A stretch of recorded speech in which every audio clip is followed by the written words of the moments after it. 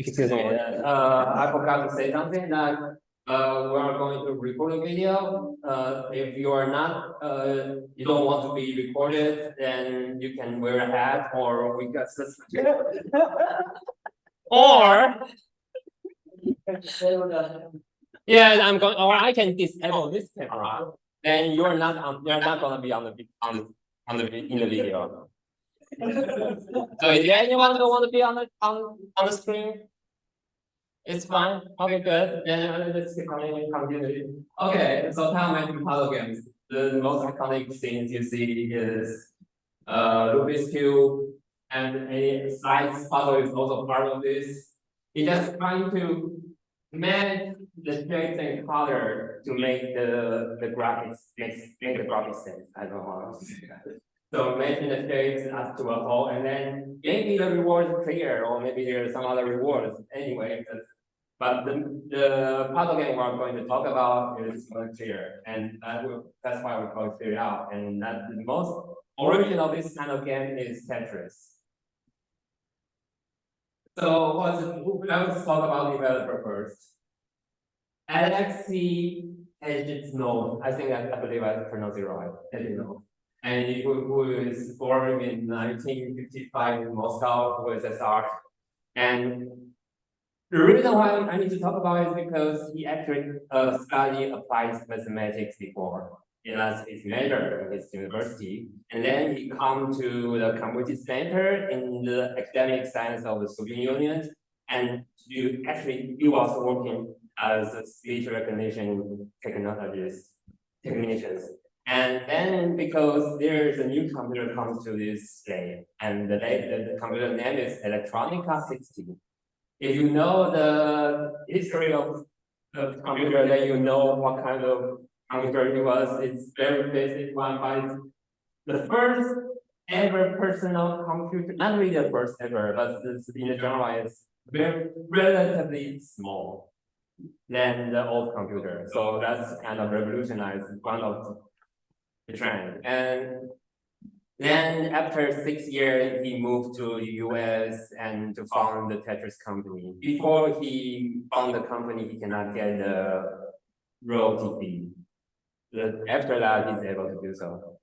Anyway, let's show his previous other works as well. Like, okay.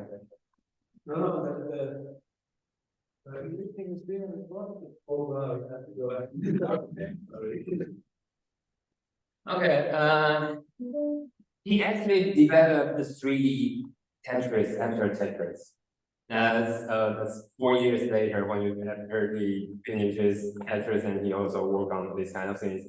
And he also tried to work on the 3D environment. That's another game he already made. He is just trying to do more 3D environment, but later on he just kind of, I don't know, give up, and then he just dive into the world of puzzle games.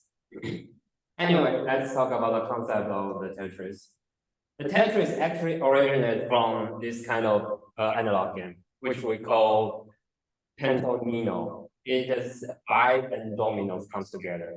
That each puzzle piece has 5 square or solid blocks, and that's the origin of the game. And there is around 12 3D pieces, but it consider different places, like you go one to the other side, and on around 18 different sizes of pentominos.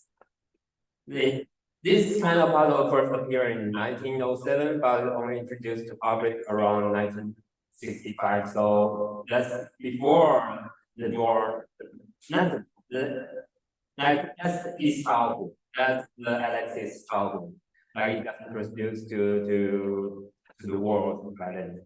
Then trying to think about how to simplify it. He wants to make a game like this, and then he just used the group, which we call tetromino. Tetromino actually means 4 and domino, and in Greek, and before his simplification, now he's only have 7 one-sided tetrominos. And however, there's a problem with this. tetrominoes is in math, it is not possible to stack a perfect rectangle with a full set of tetrominoes, which means like in this T tetrominoes, this T has two block sides. Like if you put it on the board, like in the chessboard, you're going to have two white spots over there, which is not able to fill. So how does the X solve this problem? It just actually just add another full set. If one full set is not enough, then just add two full sets. Then it is 7 times 8. Then then you can just stack the puzzle fully. However, there's a problem. That once the player knows the patterns, then the fun is gone. Like how to make it more how to add more replayability. Like for me, I would just stay here. I don't know how to move on. If our team, I don't know how to move on. But he is kind of clever and to have more idea, which is he stand the box upright and open the lid to drop the blocks from above, one by one. I think maybe it's very easy for everyone right now because everybody knows it. But for me, that's actually inspiring because if you come back to this stage, you didn't know Tetris before, you don't know how to add a Newton. And then this part allows the Tetris player have to deal with the puzzle one by one. And because it's in order, actually you can randomize the order because it's coming up one by one. So the players cannot memorize the patterns anymore. There's no fixed pattern for players to concentrate. And more, once you fill up one line, you will cancel the line, you will cancel the completion, which means you can just go over and over again, like more puzzles coming down, because once you are able to fill the buttons, then you'll never end up with, like, you're not going to end this game. Anyway, let's talk about the playfield. The playfield is 10 by 20. How this comes up, I don't know how this comes up, but it's kind of flavor. If once we have said that the most perfect one is 7 by 8, so it added 2 more rows here. That's kind of flavor because their need to fill this 2 lines to column. They need to break the patterns. They need to break this pattern, so then they are able to fill more rows there. And then let's talk about the structure of the game. I'm going to focus on the Tetris NES version. NES actually means a Nintendo Entertainment System. That's quite a long name, but what it looks like, NES actually looks like this. And this version is actually not developed by Alex himself. It's actually developed by Nintendo. And if you have seen the movie, you are going to know that Nintendo get the license. That license is only for Game Boy only. That's Nintendo won the right to release a console version that afterward. It's not in the movie. And just want to know that he's a guy who also known for Metroid. If we're going to talk about the Castlevania in the future, then we're going to know him. And that's the structure of the NES version. The point is it's very clever to have a game over just relatively early in the game. Like they make this system check just after the system spawned a new piece. And then they just check, oh, is it the new piece overlap at any blocks already? Which means already you are staggered too high and it's already that overlap. And you just check over there. It's not like most of the game, you just put the check mark like behind, like after the reward to check the things. But he actually moved part to the very early beginning. And then when the spawn system goes, if it's now, then they need to continue the game. And then the speed is in control. The players can move in the D-pad or use it to rotate it, kind of like that. And then the players within the loop for a while until the piece is locked on in the bottom at the bottom. And there was another system to see if it is going to reward. And how the spawn system works. Spawn system in the early version is kind of simple. That just you get the function and just select a piece of out of 7 types randomly, totally randomly, and send the pieces to the spawn position, which is this spot. 5 this spot. And with the default rotation. We'll talk about default rotation later. But the problem is, if it is also randomly, somebody might get a bad number. Like they're gonna get the S type randomly frequency, and maybe you got the L type very less, or maybe somebody just cannot get the I shape for a long time. So actually, it's a problem for this, but it's not fixed in the NES version, and it's only fixed later on in the 1998, which is already 6 years later. It's kind of like almost 10 years later, and which is called the 7-bag random generator, which is they're going to have a bag with all 7 types, and they're just keep a block, a piece on the bag, one by one, until the bag is finished, and they will fill the bags again. So every 14 times, you will going to get the same shape within the 14 times. So it's a kind of secure the balancing, but that's only in the future. It's not in this version. And let's talk about a little bit about the rotation system. The 5 blocks you see here are the default. Like you can see the white block is always in the middle, and it's not really rotating. It just replaces the scrolls. And so when you come into it, like when it's shaped, okay, it's possible to rotate, and you will just replace the new file with the new direction. But since it is not able to rotate, they just don't do it. They just don't spin. And if you're playing the original game in this version, you're kind of frustrated with this system because you don't feel it. You try to rotate something, but you don't feel it because it's not possible. Not until 10 years later, there's another system which called the wall kits. Then you are able to rotate even if you touch the screen.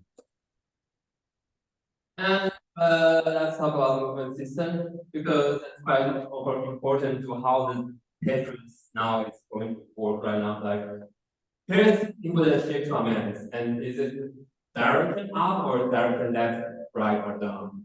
If it's up, then you just go directly down to the bottom.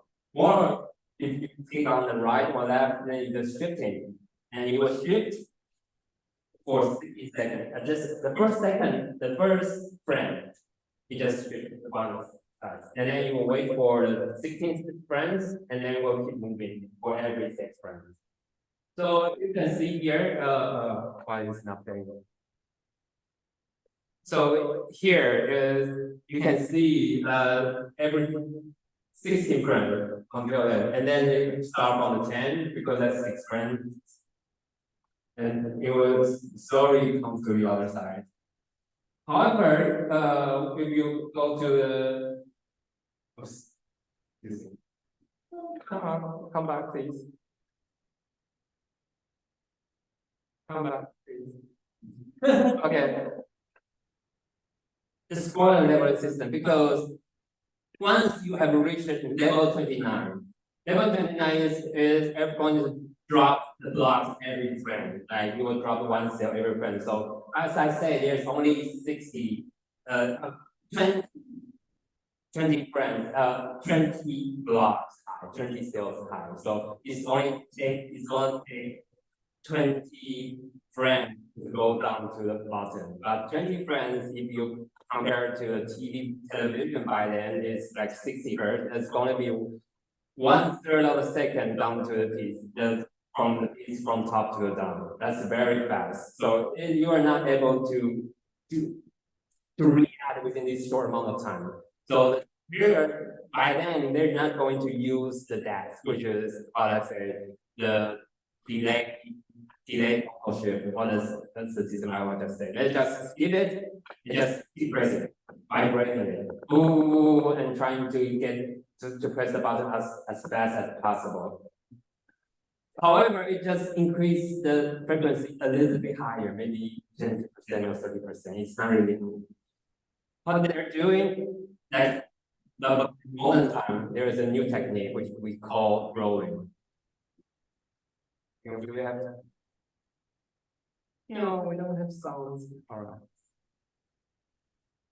It's not.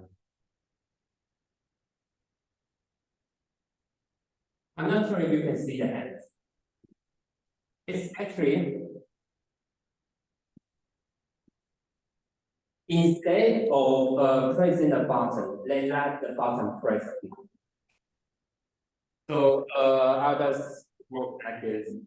Say it is a controller, and you are having that maybe with the graphs, and you are holding the button somewhere, and you use your finger.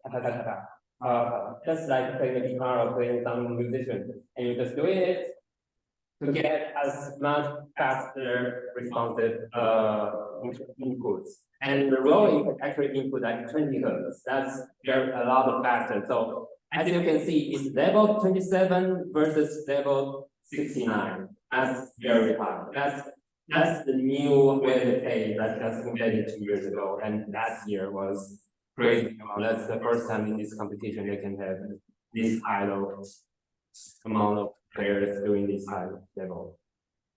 Okay, let's come to ours. Here, by then, there's a limitation that color can only show 12 colors on screen, and the total color can only reach to 25. That's the limitation. So they cannot have the color code like right now. Like right now, we have yellow for the O block, we have L for orange for L block. By then, it's not possible.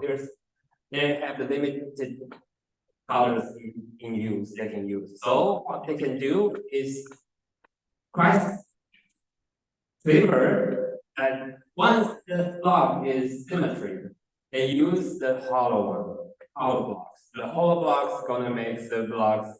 Just once you see it, you know it is symmetry one. You might only rotate or may not rotate, but it's gonna be symmetry.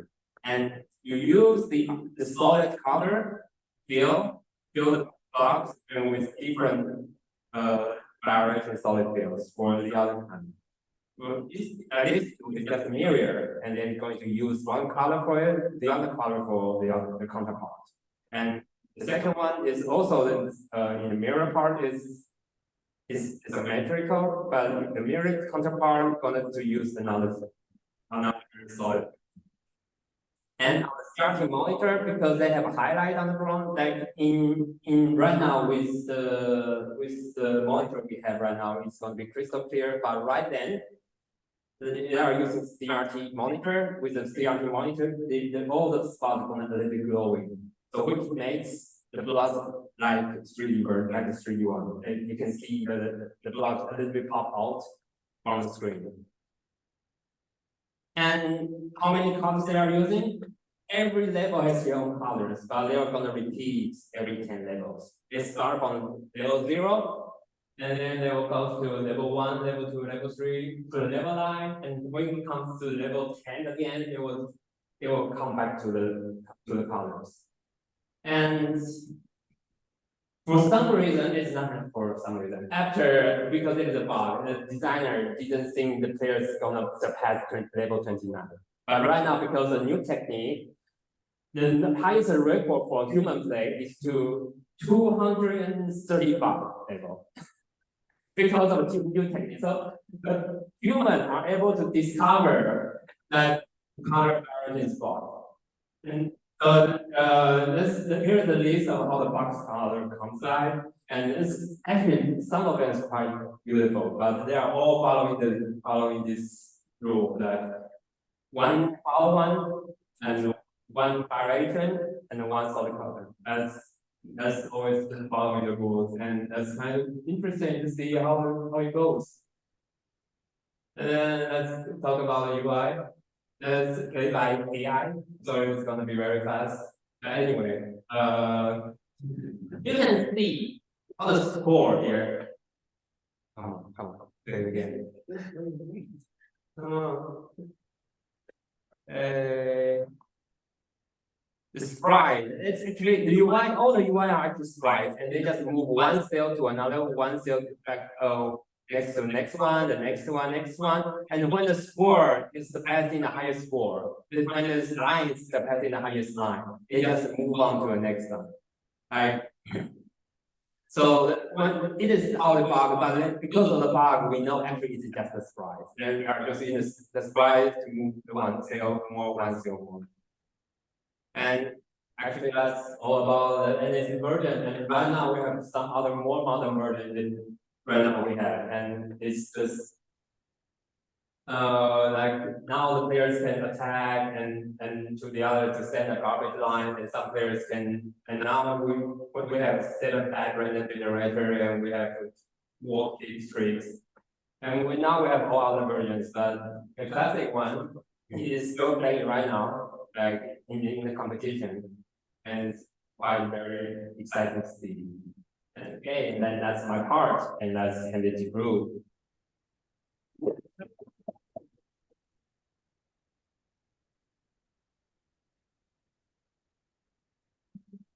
Oh, no, I know to put the question later.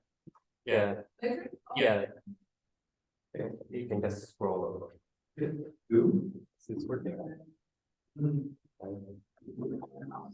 Howdy. Yeah, so I worked on Candy Crush Jelly. They made a bunch of versions of Candy Crush. None of them successful as the first one.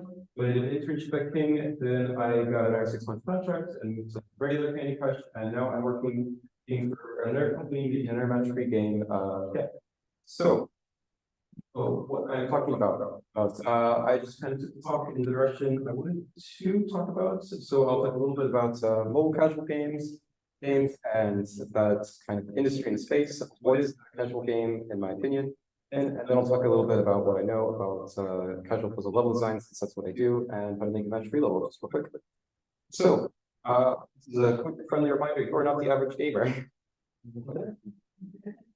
Roughly half are women. I think it's a slight majority men here, but yeah, average age is 35. I don't, unless Greta. Okay, so Greta gets the average gamer, everybody else though. And more than half the industry, at least in terms of revenue, and mobile, and especially for the casual puzzle demographic. The statistics are even more or so. 2/3 are women, and you know, even older, are more like your mom, basically. So if you want to imagine it, it's your mom. So then, if we put it on the internet real quick, IGN says that Minecraft is the second best-selling game of all time. It had 238 million sales. 2021, Candy Crush had 255 million monthly active users. What's the next thing? No, when we go around, we're thinking, oh yeah, we're playing the big popular game. It's Zelda. Like, kinda, but as the industry as a whole, we don't think about this. Like, in my lectures at CGL, I think like Burns talked about mobile games once, but beyond that, I guess Odile talked about how big the game industry or like the mobile industry was.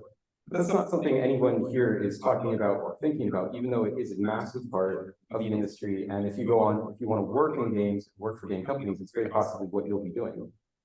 But also, sorry, just as a side note, all the games I have published, which are currently only serious games, are all mobile games because they're also easy to distribute. So you don't even have to think AAA, like kind of an entertainment direction, AAA, but it's something else anyway. But yeah, you don't really have to think as a thing. It's a good style. Yeah, thank you. Point. Also, let's throw in there, top-selling game is Tetris. So people really like casual puzzle games. Yeah, just more about revenue. Candy Crush made over $1 billion last year. Other games made a ton too. But yeah, and thinking about who these players are they're going to be playing for a very short period of time, like 5-15 minutes, oftentimes, not always. So they probably have low game literacy. They don't have a huge experience playing games. Low barrier to entry. If you ask them to pay $1, they won't do that. And they're looking to like feel like they've mastered something, feel like they completed something, just killing time, you know, waiting on the train, whatever. Which is very different than our play habits, you know. We read stuff online about games, watch YouTube videos, pay tons of money for games, play for hours. But yes, what is a casual puzzle game? So you think of like a normal puzzle game, like say Rhodosaurus, The Witness, whatever like that.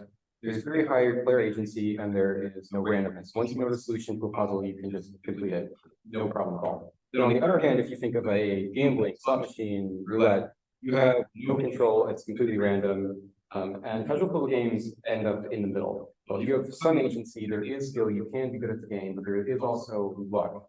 You can get lucky and do better, or not get lucky and do worse. So you can Tetris, randomness in when the pieces come in. You could also think of something like solitaire as a casual puzzle game because there's randomness, and even if it's even completable, or you just have a bad draw and you can't win. So yeah. There's also not a correct solution, and there isn't a correct solution to a Candy Crush level or to Tetris, or maybe there isn't kind of levels. Well, it's like absolute pathway. Faster and faster. Yeah, but it's not like The Witness or something like that, where you can just put in the correct solution and then move on. And so there's also lots of genres of the specific area I'm in, and like mobile entertainment, casual puzzle games. There's different genres. There's not only match-free, but match-free is what I know. So just a real quick bit about how we design levels. What is a level designer in terms of casual puzzle games? So we are not making like a specific challenge necessarily, but because it is part randomness and part skill. So there is feedback. I don't know. Okay, sorry. Yeah, so looking at how likely a player is to win or attempts for success, we get lots and lots of data from everybody playing level, and we're able to see how times it takes the player losing in order for them to win, and that's how we're able to figure out how difficult level, how we want the level to play. And that allows us to make progression. If you look at the chart of APS, that'll probably look familiar to something like rational level design and how designers want players to experience challenges and have relief, and have challenges and relief. If levels are too easy to consistently, players will get bored and churn out. Because players do want a challenge, even if it can be really frustrating playing through having to play level 10 times. And same thing with the level that's way too hard. So we're looking for creating a good player flow. So yeah, there's no problem with level design for casual level design. It's your scale. Candy Crush was over 13,000 levels when I was there. Might be at 14,000 now. All the levels are also handmade. There was one level that was generated by an AI in Candy Crush, but it got removed. Why? It wasn't very good. Also, level designers like having jobs.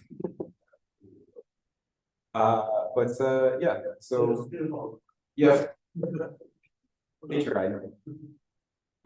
And players are always demanding more levels, even after 13,000 levels in 10 years, there's still always thousands of players at the end, and that are always demanding more levels, always waiting for the newest release, the crazy diehard fans.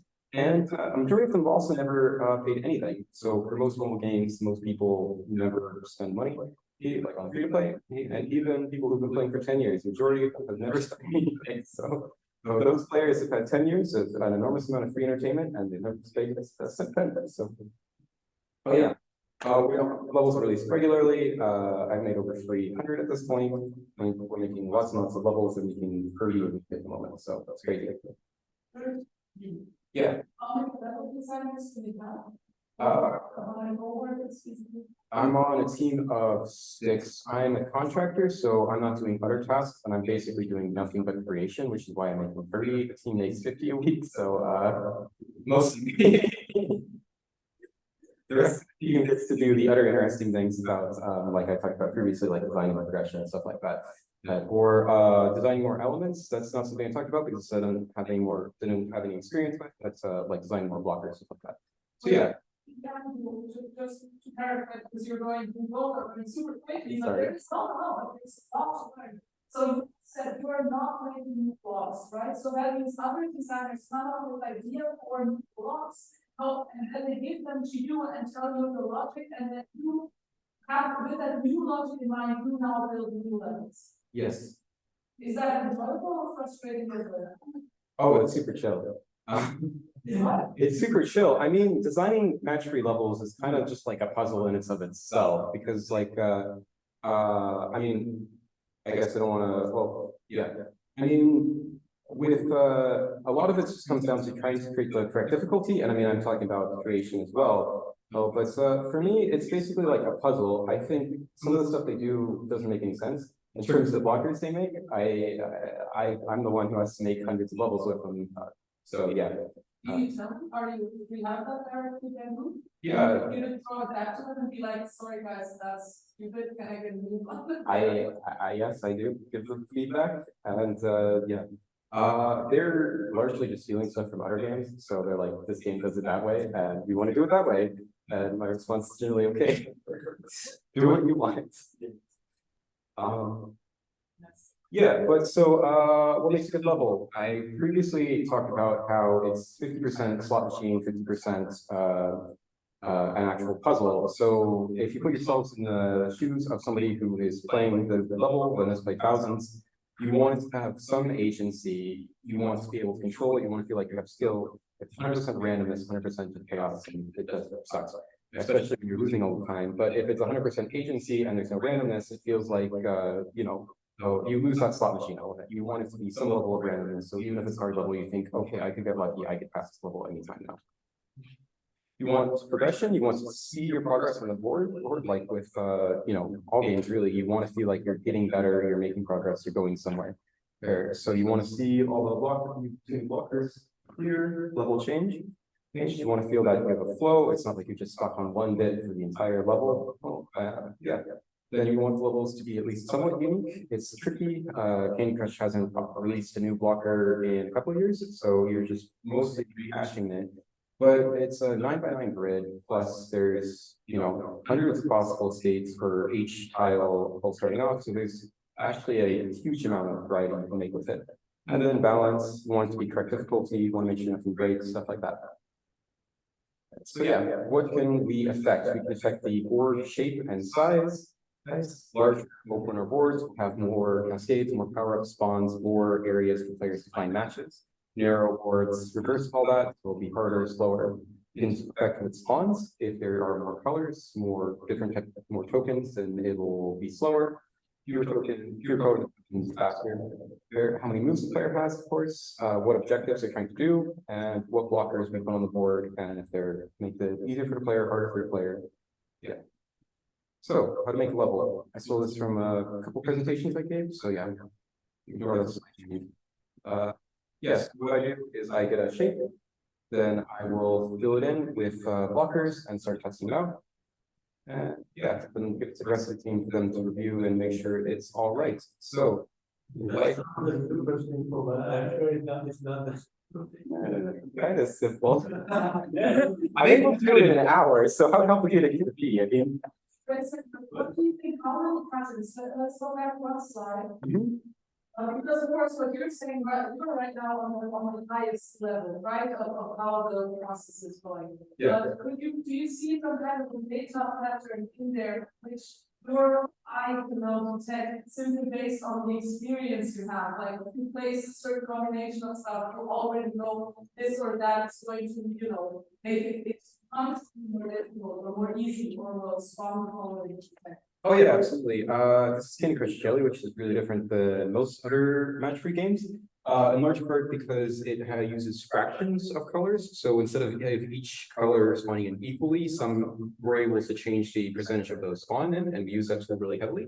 It's also very holy. I really like making levels like this, which are diagonal, because it means there's a pretty consistent number of vertical and horizontal row or like space, which means you're not going to get like a big open area where you're going to get lots of power-ups and lots of cascades. Like if it was like a big block once you opened it up, it'd get really explosive. This way it keeps a consistent amount of explosions.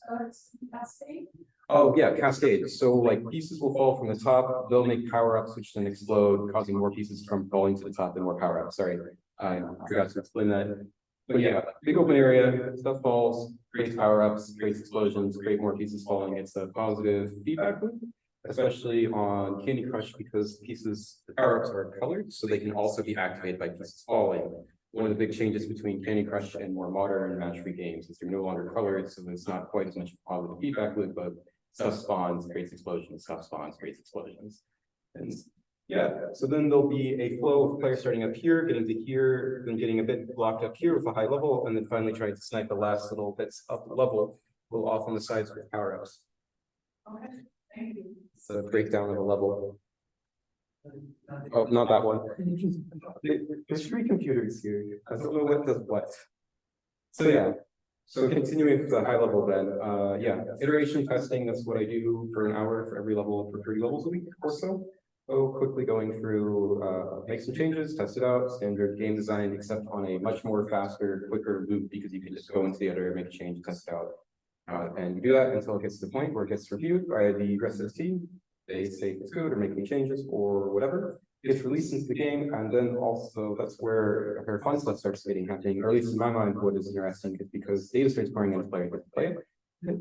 Data starts flowing in. We get you know, huge amounts of data, people playing it, how long it takes them to play, how many attempts it takes them to play, and all that kind of stuff, and we balance it after it's released using that information. We don't have to get it perfect, and then we also balance it for different groups of players. There's players that are at the very end who want a challenge because they played every single level in the game, and we're just trying to prevent them from, getting to the very end as much as possible. And then, yeah, once they get through, we also make it easier. Wait a second, are you balancing it for everybody, like the change is global? Yeah. Okay. Yeah. We're not changing it for like one person. That would be. Change it.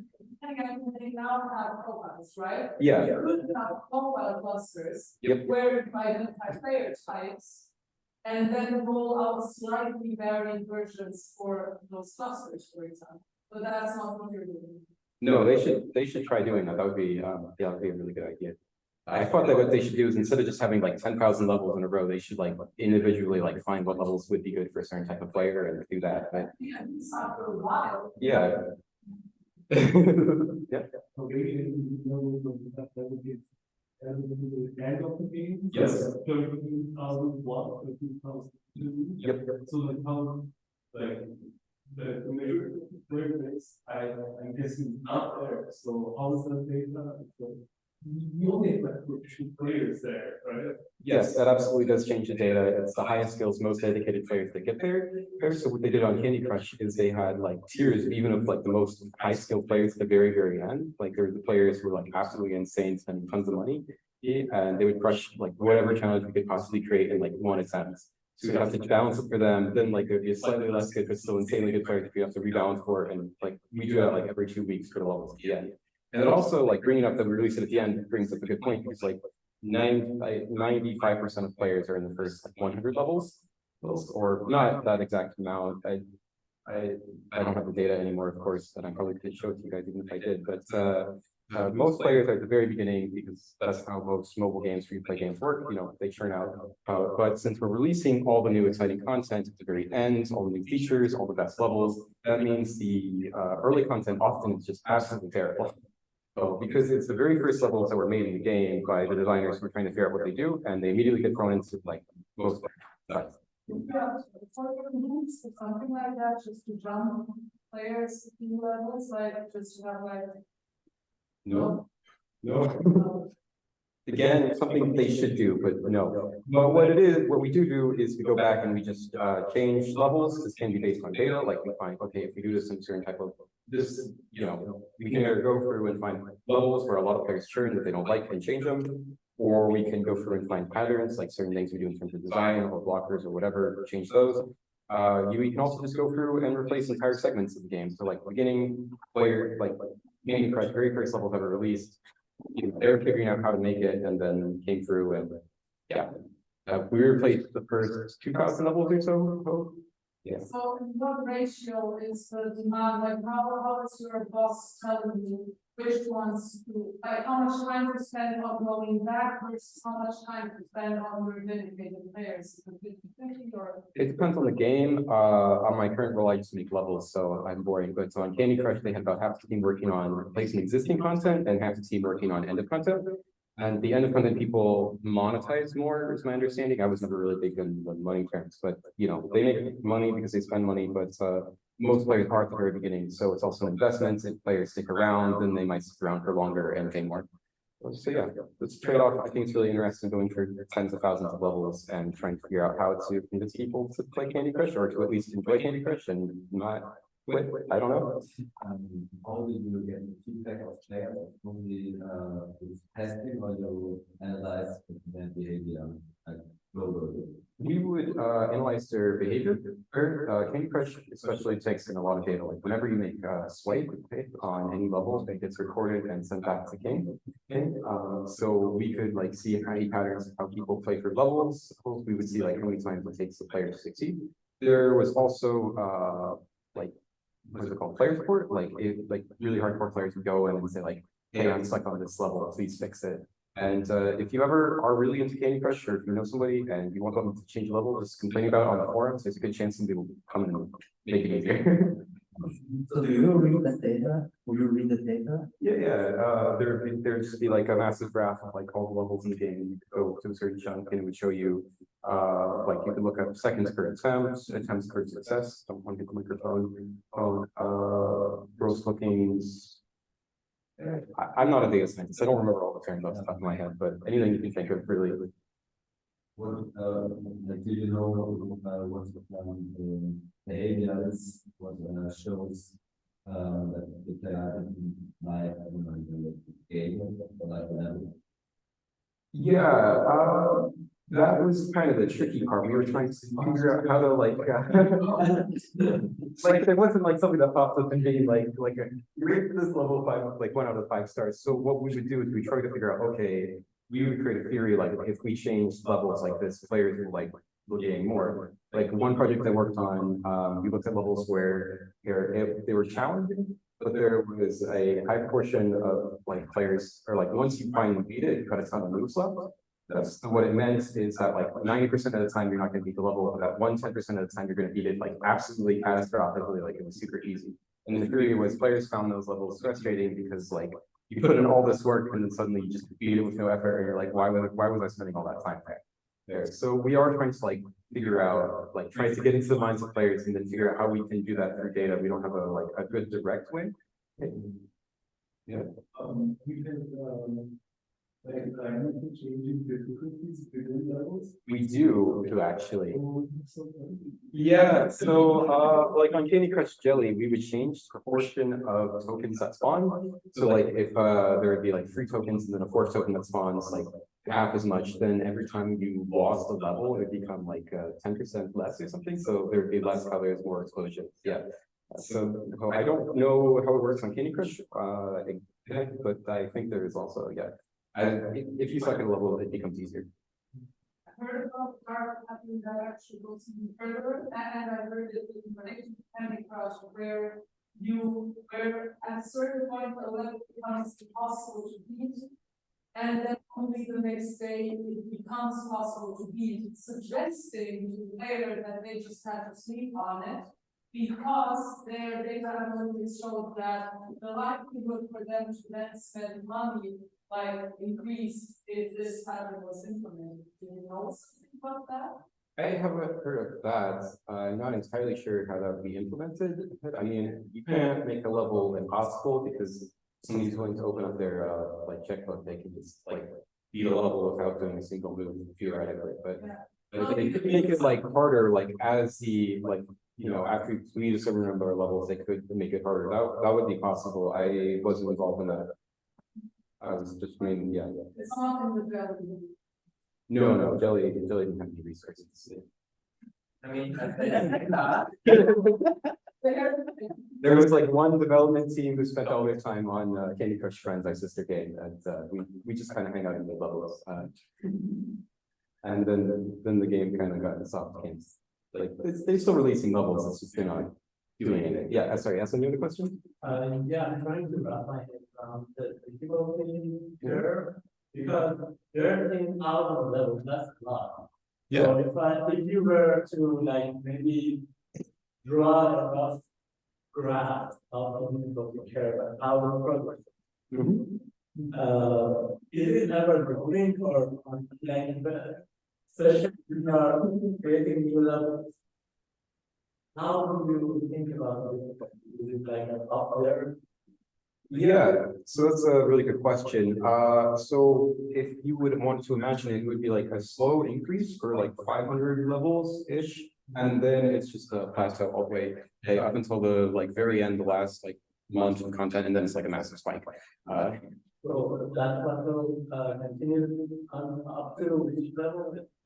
whatever's most recently released is like, then after like the end of content, players play it, it's like after a few weeks, it's then returned, so it's just part of the plateau. So you're letting the peak players kind of play the levels on hard and then they get capitalized. Yep. But when he was explaining, I was thinking that that's the only possible explanation. Yep. Those players are tested. They are testing the new levels and the data comes in and then they balance that for the rest. Also, it's the only active real base that you can you by doing like extra hours because paper levels are so easy for them. They don't describe anything. Yeah, that's a good point. I mean, there's still players like that who are just unbelievably good at match-3 games and never spend anything. But yeah, that's a very good point. Like we are just trying to get them to spend, otherwise they just play for the game. About this kind of one question, what's the whale distribution? Is that 95% of the players are between level 0 and 100? Something like that, yeah. Where are what's the whale distribution in terms of first levels and then level 13,000 plus? I don't know exactly. Again, I wasn't really into monetization or like the game design. I was just looking a little bit at data science. So I was mainly looking at like churn or how to get people to keep playing. And I would say that a surprising number of players aren't at end of content. They could be somewhere in the middle, who would be the whales. A lot of players who spend a lot of money actually aren't at very difficult levels. They'll just spend money on an easy level. It's not all just like you run into insanely hard levels, you pay money. There's some distribution between the whales who always spend money on levels, no matter how difficult or easy they are. Some number of players who will like spend money to get past difficult level, and a large group of players who will never spend anything. Are the whales more in the dedicated part of the YouTube or the urban? I think they're more in the dedicated community. There's not something in like player support which says this person spent $1,000. You don't know. People just go into the forums and complain about stuff. I would imagine if you're spending hundreds of dollars, you're more dedicated, and you're more like yeah, I'm not 100% sure. Yeah. But also about the progression, this is like for 90% of the content, that's what it looks like, basically. Just spikes, and then overall it's a plateau. But this is before and yeah, but once you get to the end, just imagine the spikes going up higher. There's still super easy levels in the middle to have the players get a great. By the way, these game designers will be slightly remember this curve more or less, because this curve is the push and pull kind of curve that will almost, you know, it's like the basic of the move, right? If you have the longer coming and going, it's very human pattern in terms of tension and relief. So I think that one is one that you can remember and apply to a lot of games that There's also 10 blocks of these that we just loop through endlessly. So theoretically speaking, you go through 200 levels of the game and it just repeats the pattern perfectly, but no one could ever spot that. So it's we don't want to like redesign that curve every week and we have to make a new batch of levels. So it's just 200 levels that are over and over and over again. Yeah. Okay. Unless there's any other questions, I can. Yeah, please. Hi. Wait, is the presentation? I think so. Wait, hold on, you guys. I got so distracted by the questions. I thought it was. Oh yeah. So I talked about this. Yeah, Final Boss. Basically, try to keep in mind that there is a big variety of gamers, and most of them are more similar to your mom than they are to you. So yeah. So when you see like mobile games and stuff, a lot of them are really predatory and terrible, but also they're not meant for you. They're meant for people who are not super invested in games. They just want something to play on trade. And yeah, that's my grand insight. Mobile games are a thing. There's billions of people at this point probably who play them. And yeah, don't forget about it.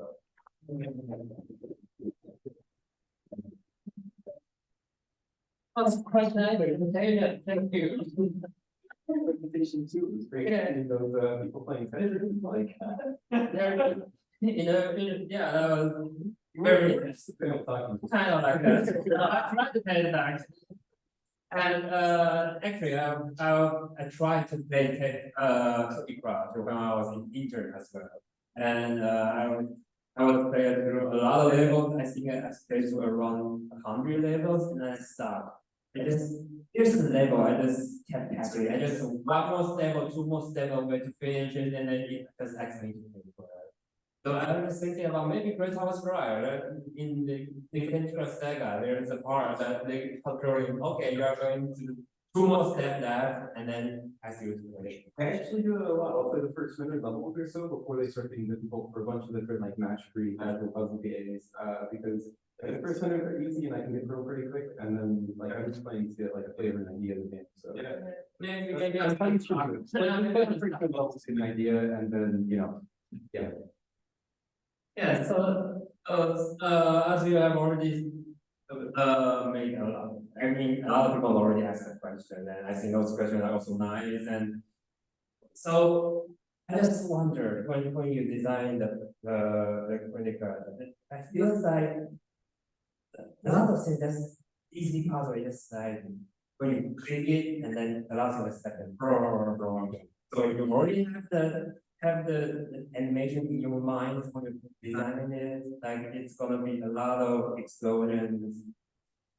Like like you already say when you design it, you kind of understand what's going on there. Is it really in your mind or you actually try to into this? I use Sister quite a bit. I play. That's what I do for 40 hours a week at the moment.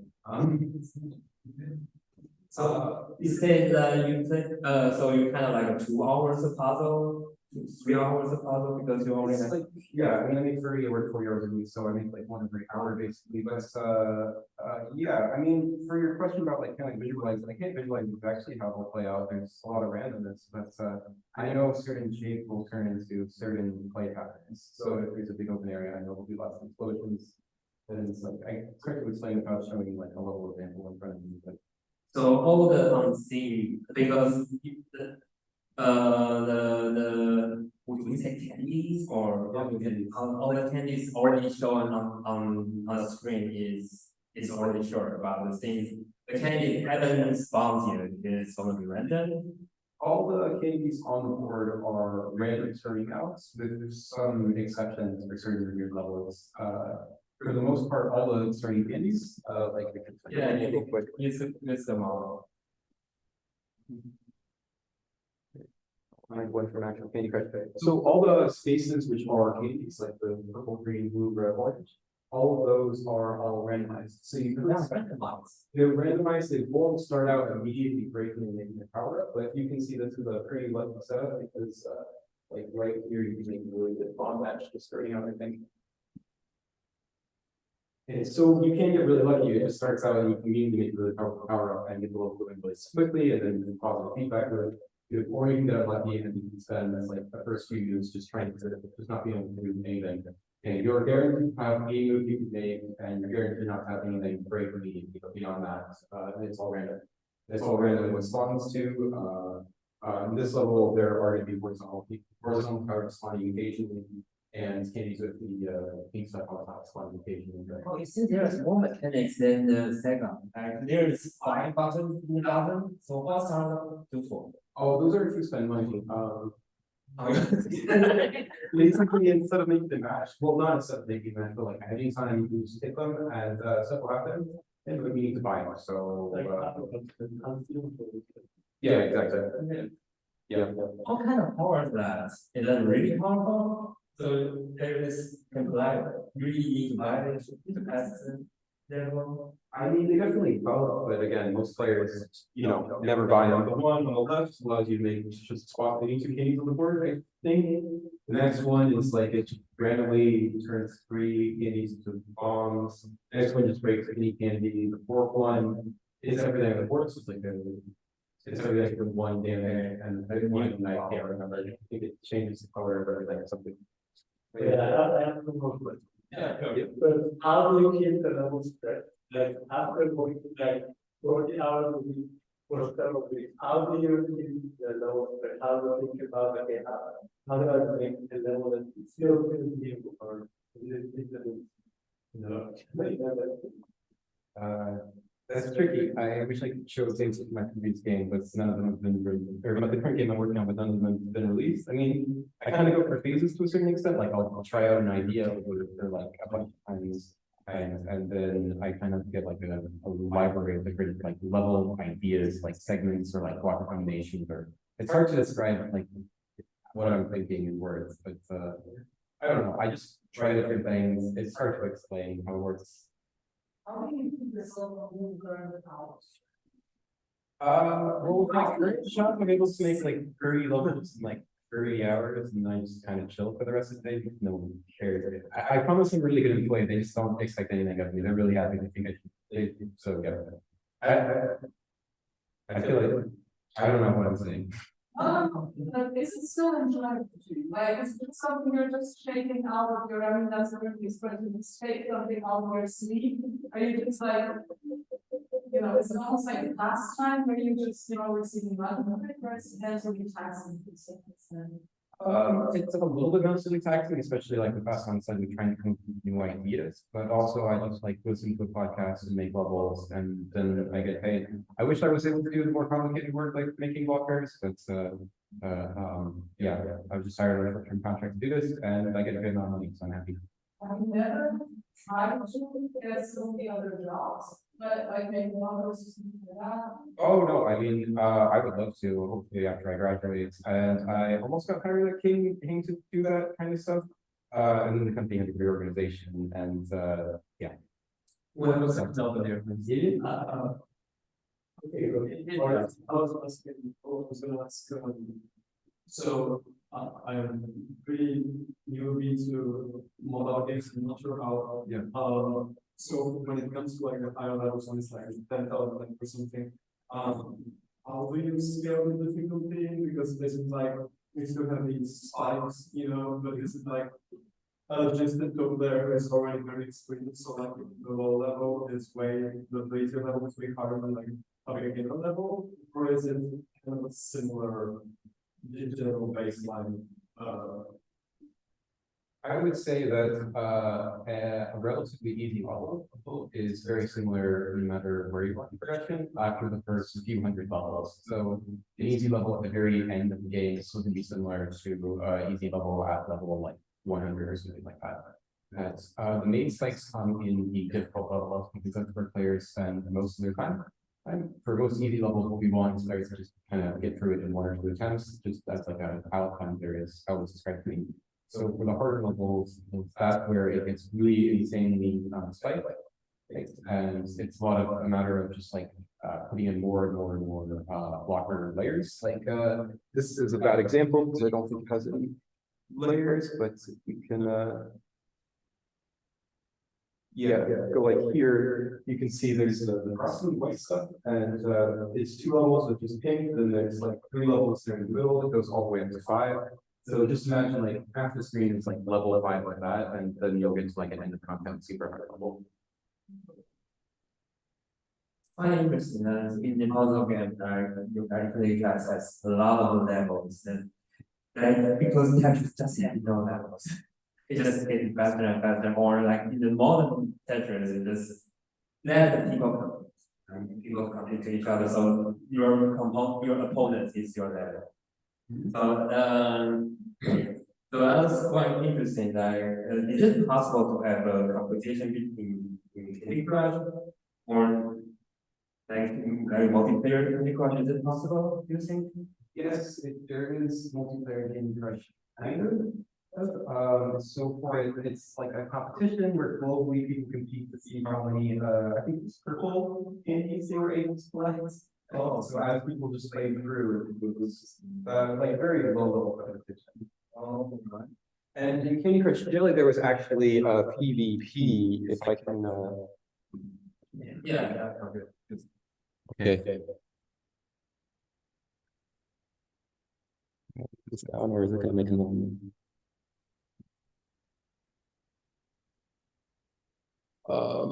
Did that just read? Yeah, I didn't realize that. Yes, I knew just that. Yes. Okay, there's I don't know, maybe for the next movie, for that's the post. there's not really photos. No, it's very nice. I thought that for hired provides some background. I'll take the guitar, you can leave. No, I just forgot that says. Yeah, so Candy Crush Jelly tried something where there was two colors of jelly and PvP players were trying to spread it to the other side, kind of like pink versus green, and then it didn't make enough money and it got ripped out, and then people kind of gave up on Candy Crush Jelly because that was this whole thing, and yeah. Now you're still making those. Well, no, people in India they outsource it. Oh. Yeah.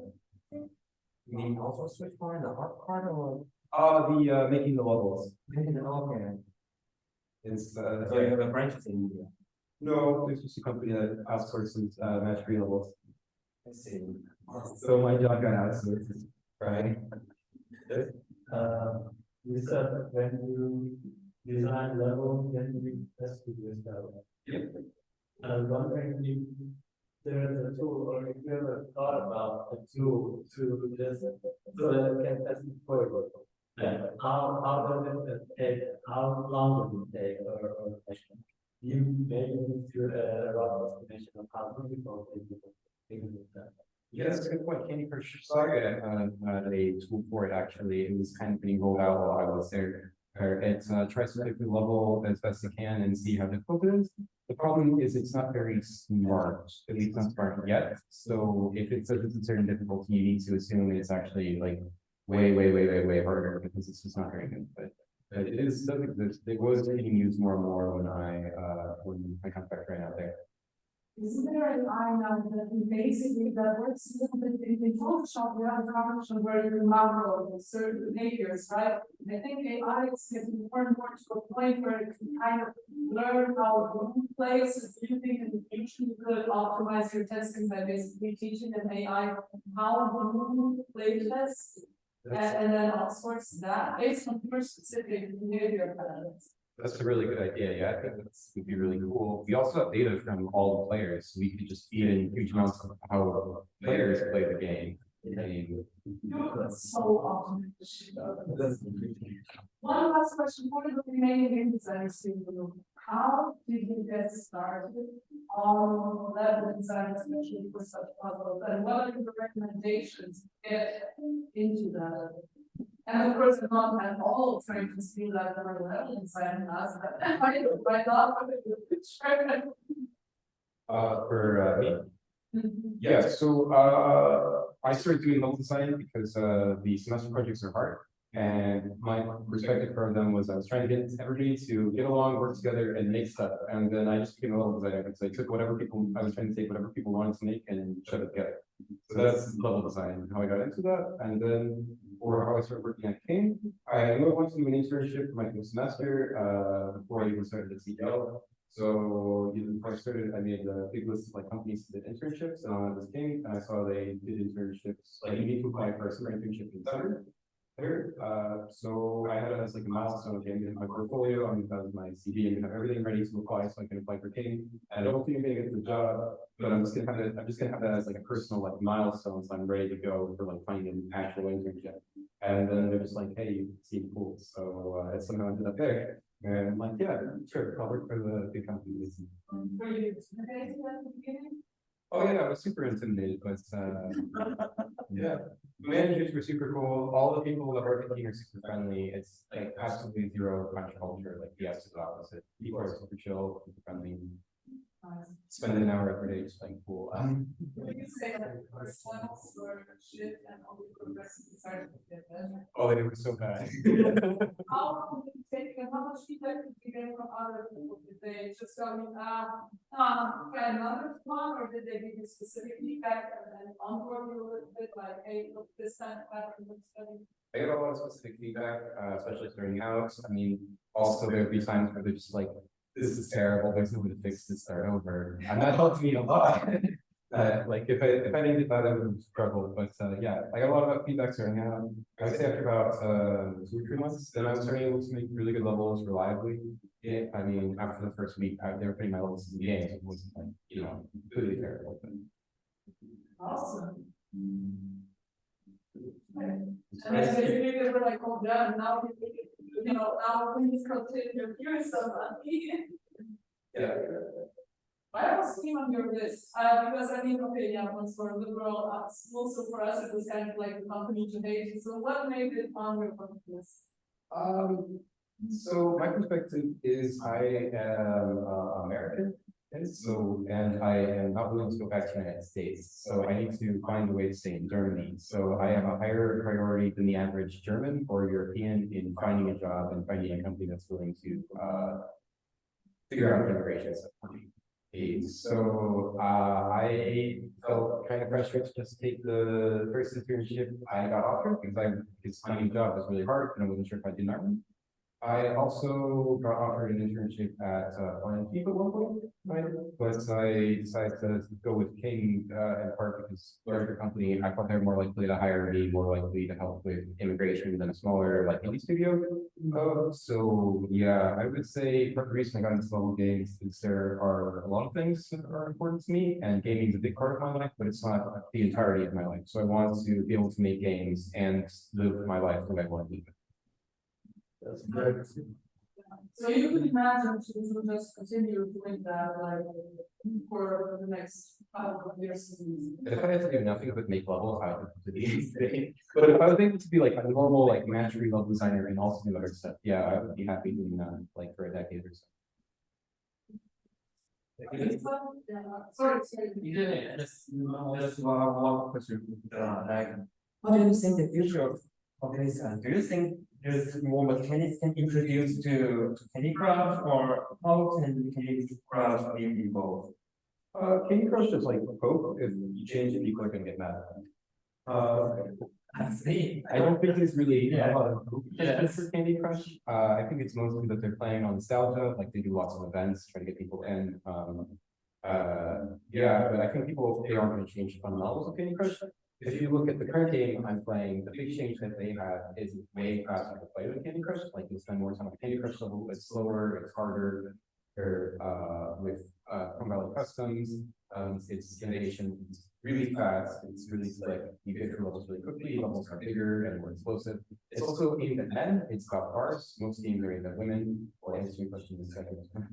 But there's like makeover match and like home renovation games and stuff like that, and they're like actually men play these games too, so we're gonna make a game about cars. Yeah. How do you innovate the levels? Like, what's you rather want? Are the ways that you get outside the box? You want to design it? You mean for like making blockers or for making the levels themselves? Yeah, I mean, a lot of it is just like pushing the boundaries. Like we can make like a very safe level, just kind of like blocking and like you go from the top to the bottom, or you can kind of go crazy with all sorts of different stuff going on. I really wish they could show levels in for some reason. Are they able to share? They haven't been released yet, so I don't think so. I would also have to show like internal company tools, which probably they'd be happy with. So yeah, but like imagine like just big box, you go down from top to the bottom. Like a more innovative level would be like just imagine like throwing it on the screen and it's like just chaos everywhere. And that can be really fun. And but also like if you're reviewing the level and trying to make sure it's difficulty and players aren't going to hate it, it can also drive them crazy. So there's a certain pressure between like innovation and making really cool unique levels, which you can totally do, and like making levels which the rest of the level design team are going to have to like actually spend a lot of time on like reviewing and making sure they're okay and the players can play them. So like, do you innovate and like make cool stuff? And do players want that, or do players just want the same old boring stuff? And do you want to have like somebody on your team be like what do I do? Like just staring at a level. I've definitely done that before. I mean, not actually crying, but wanting to just murder the designer. Oh, that's reasonable. Yeah, you can be creative, but it also can ruin some these days. So it's a trade-off.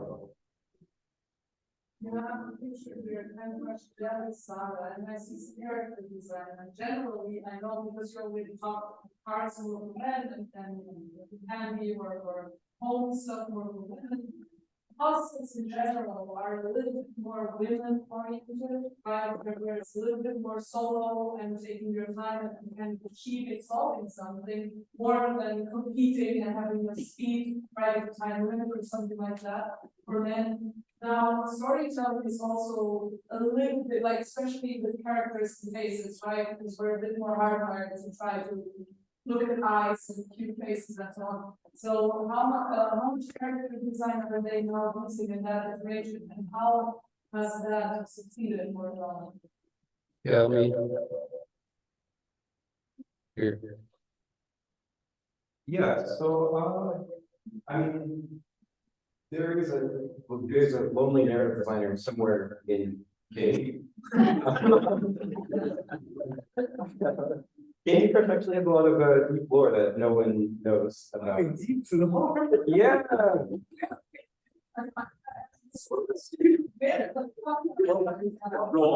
I have no idea. They told us all about this while working there, but The girls over there, I've never seen others. Yes, I don't know if it's public, but there is like a 10-minute long YouTube video about Candy Crush lore that the company produced somewhere. Wait, whoa, if there's hope, it's gotta be like fan, fiction and everything, right? Oh. Yeah, so like two daughters, their parents died, and then they lived with their like creepy aunts in a toy store, and then they came back after their aunt also died, and then they got trapped in the game forever, and that's the lore, in like a nutshell. When will those kids die and they're supposed to be transported to back and forth? I mean, possibly.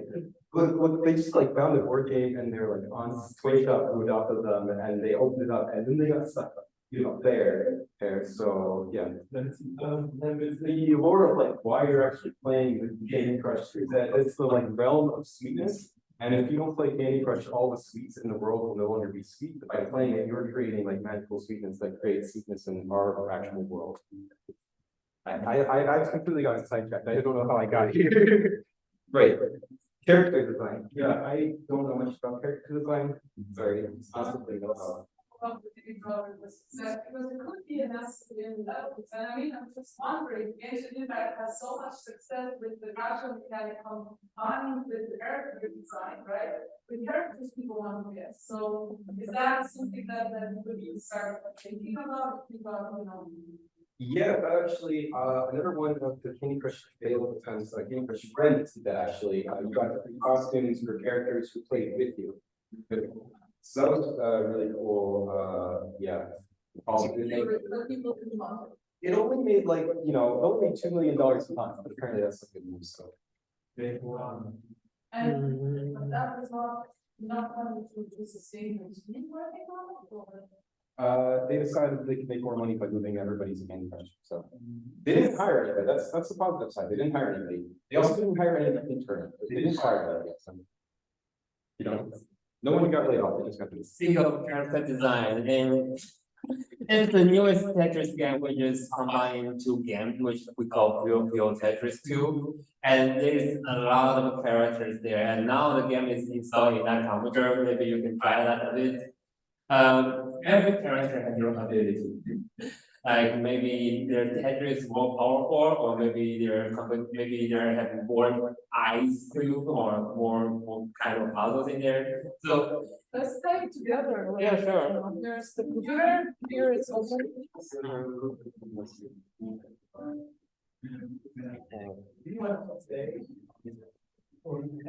Okay.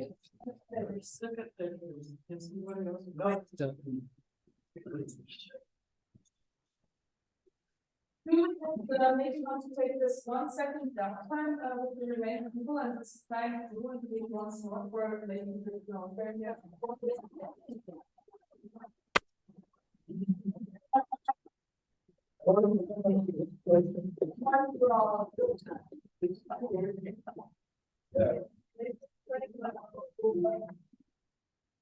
Hello. I mean, thank you very much for once more, especially like being on the one hand, but being willing to share that, and also I love the fact that, like that was what I thought half of the time was like, Forum Ludorum might be not the smartest ideas, just as a concept, because we have such amazing people at CGL that do interesting stuff that we would otherwise just not get insight into. So you're living super luxurious insider presentations that you would pay money for at whatever the developers conference, you know what I mean? So I think there's a lot to be appreciated. And also thank you very much, thank you for, you know, not only your first presentation, which I think you almost felt like you only talked about 50% of all the amazing things you put on that slide. So I hope that you plan to upload the slides on the spaces. I think I will, and actually because I'm recording, this requires a lot of upload to status too, for some people who are not able to attend. Yeah, no, that would be super nice because I think there was a lot of, you know, the super dense and a lot of information in there. Next time, you know, speaking half among the tempo and just let people look a little bit at all the content people use, you know. Yeah, maybe I would just do a little bit way before the next one. Yeah, exactly. Yeah. Because I think we missed some questions that we could ask, but by the time you were at Droops, I was already fully. Yeah, already occupied by other questions. Yeah, maybe. exactly. Yeah, thank you so much for organizing and inviting. Yeah, thank you for coming too. Yes. Just, you know, that's the clear.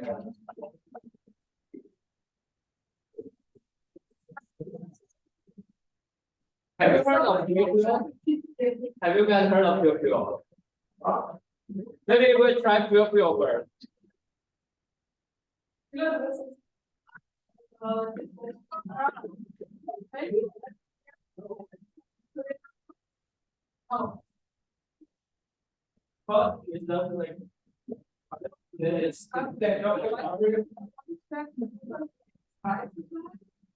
And without feedbacks, You made the Tetris. That makes sense.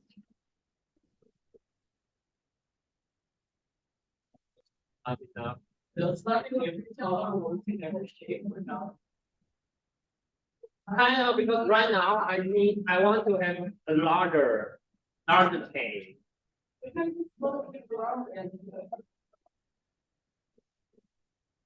Okay, I need more red over there.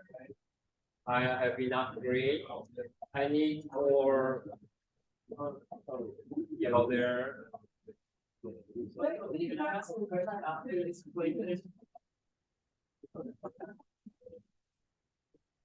Okay.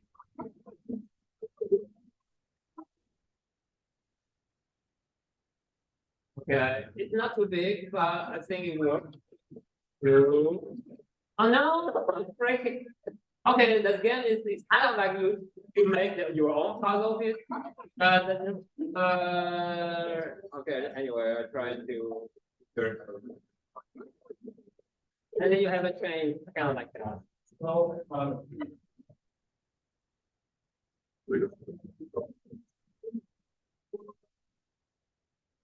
and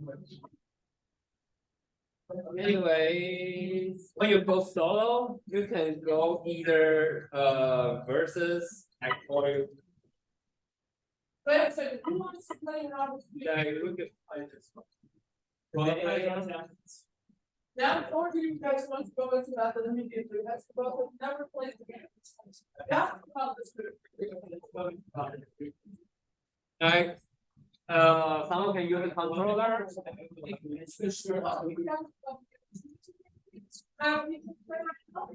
Yeah, you can play, but I need to connect it right now.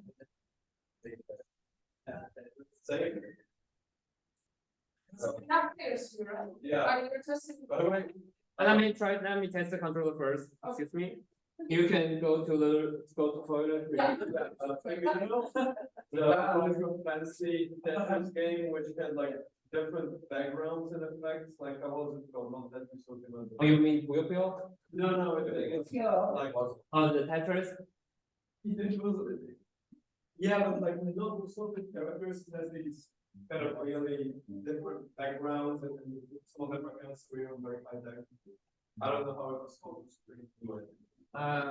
Excuse me, I can't really get your question. Route two. I know you have battery.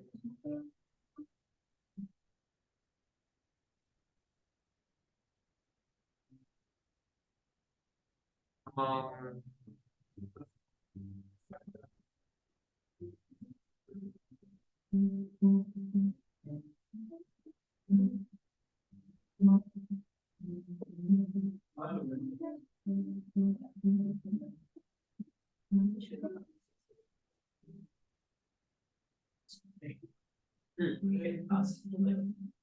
What about why those like you mentioned, and why specifically those ones instead of like the X, the Y, why didn't it really change?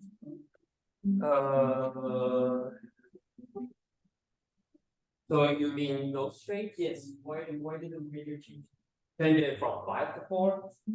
Because I would say that the creator used to play the which is called 10 12 notes, which is 5. And I didn't get the interviews about it. Like I tried to do a lot of interviews, and if they're saying why they change the shape from the 5 to 4, but I believe from the designer's perspective, 4 is easier to set. Like when it comes to one piece by one piece coming down there, and you're just using the 4 puzzles like that, the shape is simpler for the player to set. Is there With 5? yeah. I never seen one actually, and you know what? That's called Tetris.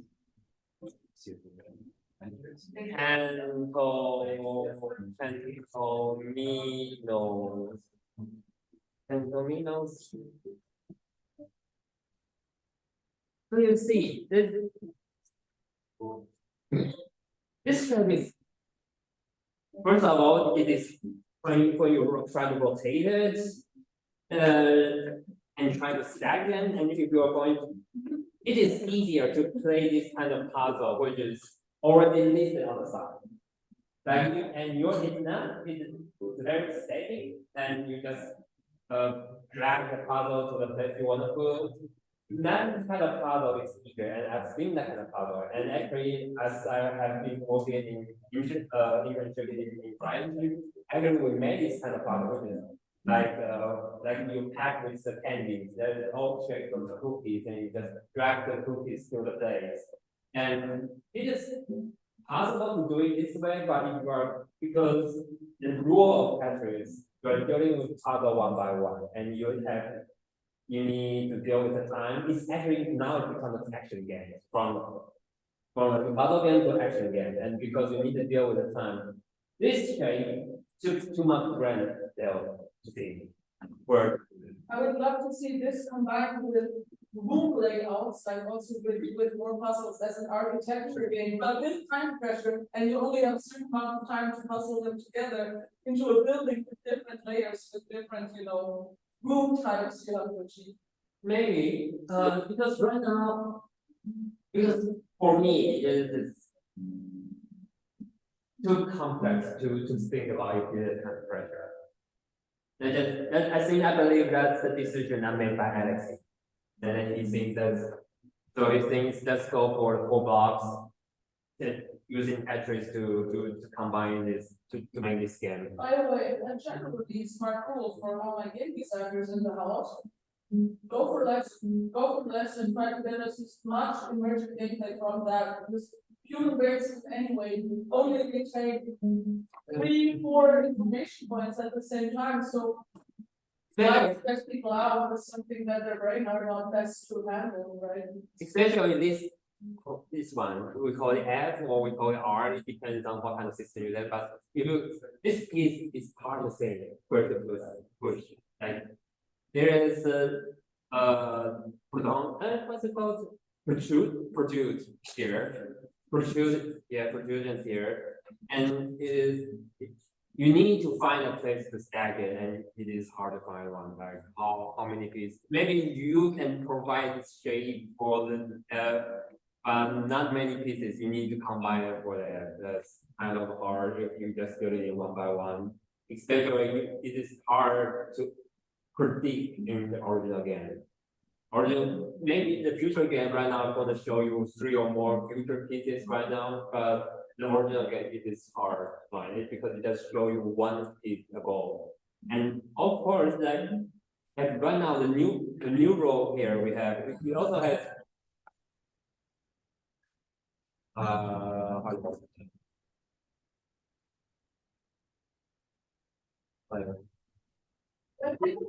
it? Yeah. I just no, yeah, just don't put into something. Yeah. So yeah, you wanna go. Okay. So I just wanna go because right now, like say the newest version, they just show you almost 5 pieces ahead. And then you also can hold. Okay, you can do it. Okay. You can try. I think you're replaying where was let's see, because right now it's not connected.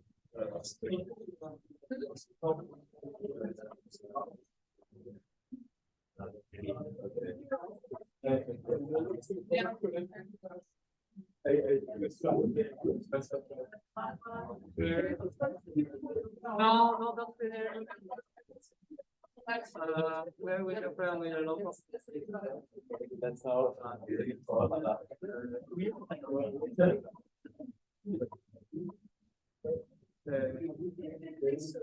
I don't know why it's not connected. I think it's because. Yeah, I think we can do that. That's what I was expecting. Okay. Try again.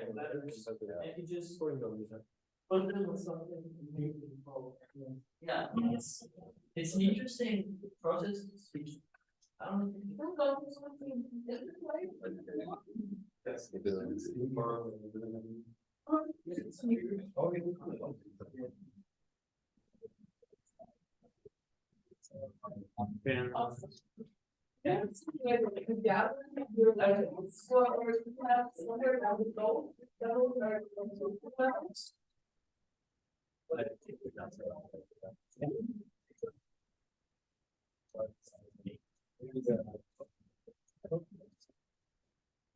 Okay.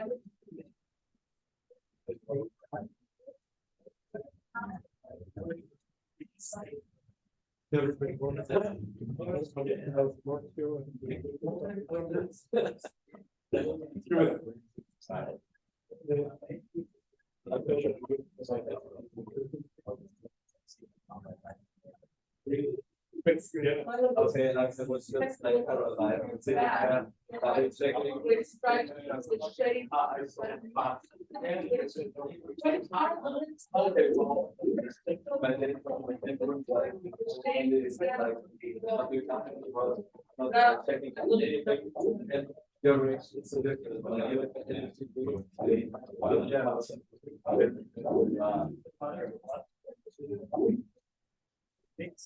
but then you got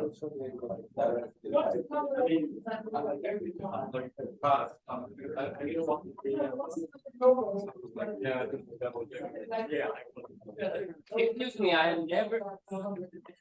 I cannot turn on. I don't know where to turn on. It's maybe I need to create more character.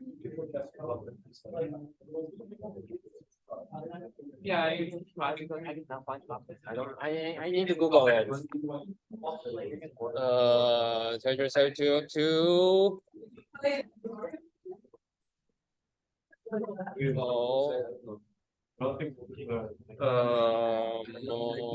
They're locked.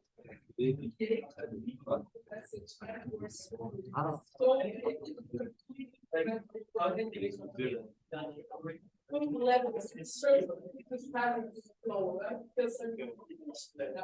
think that's my. I don't know what this does. I don't know, like. I'm not sure. You might have actually. Okay, this is a CPU. I'm not sure. Like what? Maybe I need to set. Like it's a different tab. We can just play with this. No, like we don't say. You want to play with CPU? Okay, yes. Like Yeah. So, I know that I was that's excellent. How quickly do they realize that? Controller. No, it's not comfortable.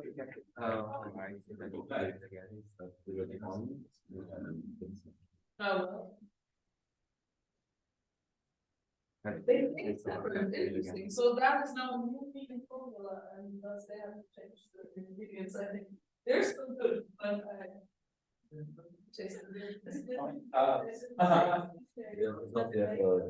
Bro, 62. So that normally. You borrow, I don't bring the cable right now. Yeah, using the cable is faster, but Yeah, okay. you know how to connect it I don't wirelessly. have cables, so. Usually, Like, you can just slide. let me see.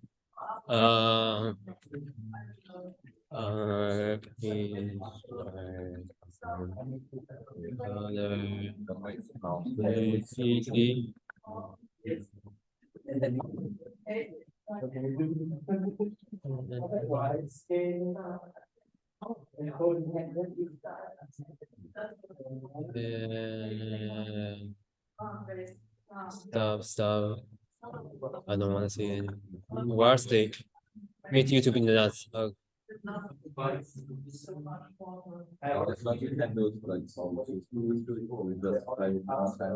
Because it's not possible to play two players on one keyboard. So I think we need another controller for that. Okay. You understand it? We have like. No, I don't know in terms of. Yes, we use. And one person. Or we need a Type-C cable to connect. Like you can do things a little bit more like confident. Like you can do sketch.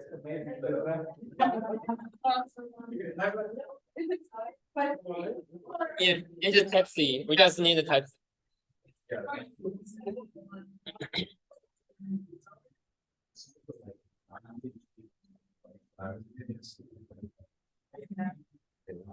Wait, I think I have like. Okay, thank. Okay. It's now connected. So I just start the game. Yeah. Oh wait. It's already started. Just click on iPhone. Okay. Well, I think you're there. Wait. Nice. Maybe we. That's no. I think you gotta go back because like.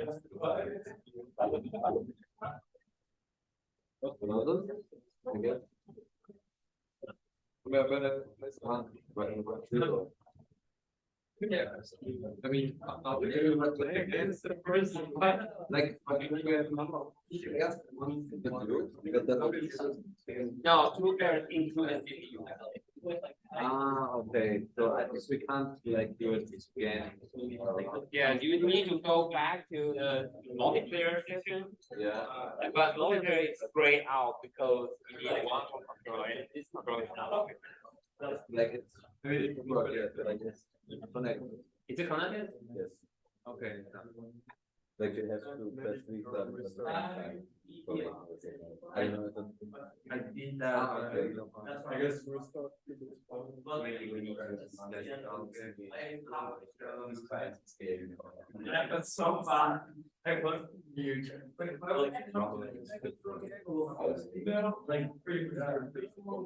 Okay, it's working. Dude, just hold. Oh, whole circle. Okay, good. Then maybe let's stop it. Alright. Thank you. Okay.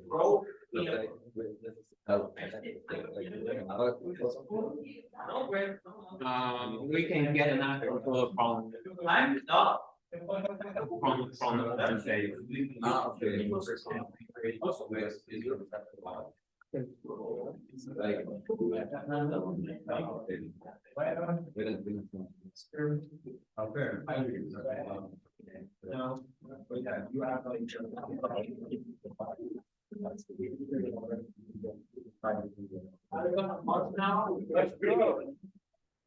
let's go.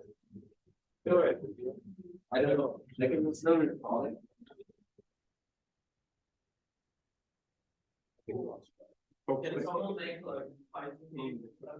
Is it still recording? We can play a fighting game. Oh, what? Did you know? Okay, stop.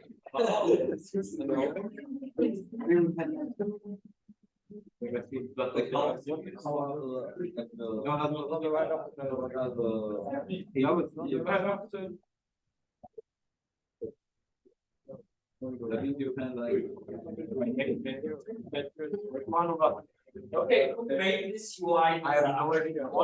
No. Yeah. Is it working? Okay. Okay, go to the play. I don't know. It's fun. Which them. Come on.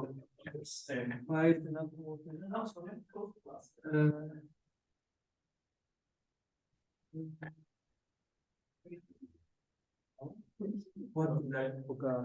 Maybe because I make the controller, maybe. It's already connected. Okay, both. I mean, James. Yes. Controller. Yeah, it's detected. You don't know that.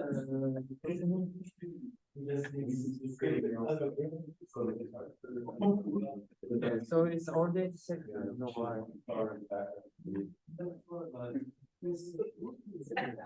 I can play.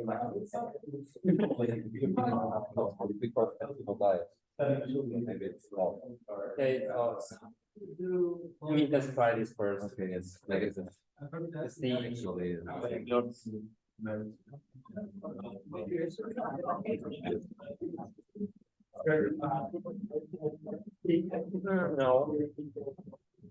Wow, right.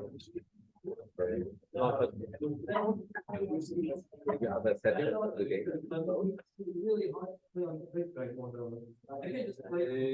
No idea what it's gonna be. Maybe because of controller has the problem. But I wasn't before he wants to describe it for and it was such a pain. I was for the next a little second. No, I want to see this out. But yeah, but anyone here the other problems like that, like the phones, There is an issue. Wait, no. I think maybe it doesn't sound like this. I think it's one. Because it is. Oh, it's not like on the top. That's how we understand it. And you said, another way to see it, like, oh, very good. I'm like, yeah, But if it wrong, it's a two button. This two button, right? I'm not sure. I think it's this two button. I guess like time. I don't remember. That's cool. I don't know. Probably was. Good wood. Maybe it's like no. That's yeah.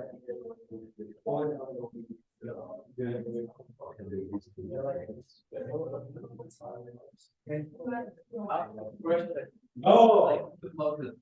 Like that. Like that. By the way, what's from the novel? Still genetics and do you remember? Yeah, it says Fox for the Forum Ludorum. Yeah.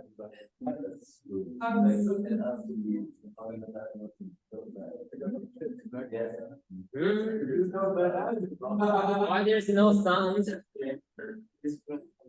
Bernardo was. Yeah.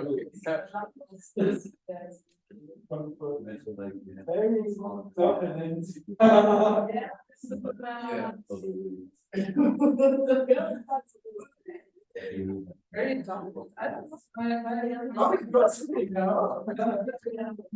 We were in this.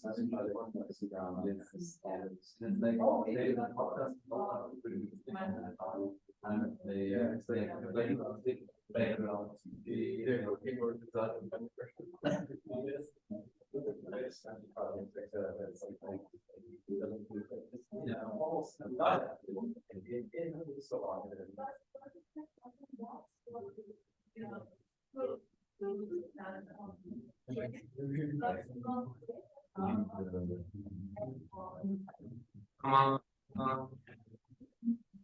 I don't know, I think it's a new program or not the meetings, but I think this programmer doing this at the moment. And he is, I mean, asking questions, right? Also participating in the design of things, and being very critical of stuff, but personally for my as another controversial for me, I don't like working with this because he's both very forward and because he has a critical mind, he asks questions, but also even if you're answering, he also respects that. Like to me, it's very easy and very productive to work with him. It's just, but he bullshit, and also he's doing it well. Like it's not all talk or something. Like the reason I think why the reason it feels to me why he's so involved and challenging the designers is because he is prepared to do all the work that is necessary. That's my current impression. So I have to say I really want Okay. Only need one word. So the other one has to work on the other. a serious game about sexual predation and why they look so great right now is my fault. Yeah, but now your controller one and the other one you keyboard.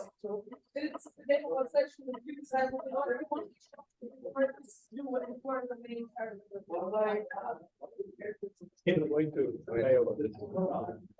And I believe it's Y and Z. Like Just rotating. Yeah. Yes. Okay. But like I can go up and down. You can use up and down or you can use numpad. Okay. Okay. Yeah. Maybe you need to try a little bit for yourself. Yeah, like you just try. Okay, then. You want to now you're state control. Are kind of like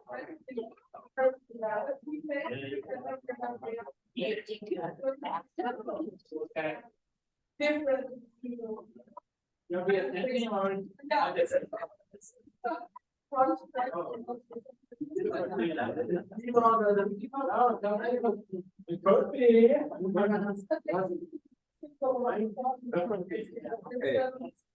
With you know to get onboarded onto the nation address that's Wait, where am I? I'm not on the address, but the best way to work on Zurich.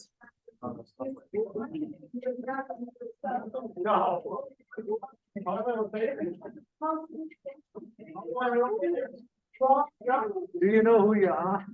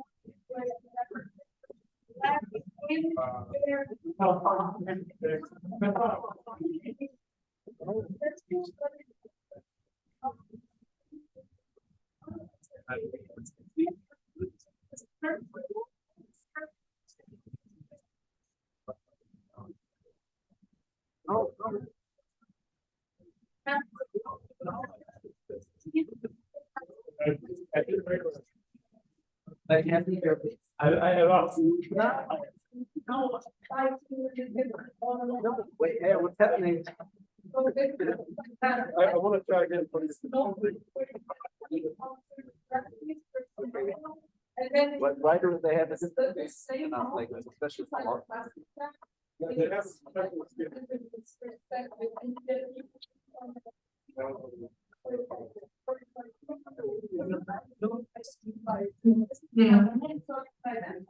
This is what we can do as a think about identifying. For example, you can see that the person is often the role, and you see the person of authority. And then over the side, be there, make sure they are not, talking a little bit, right? Because if you have one person and then person has power, higher than them.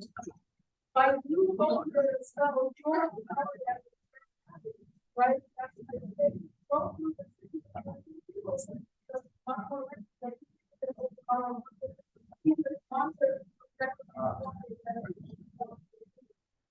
Like that, giving people video works.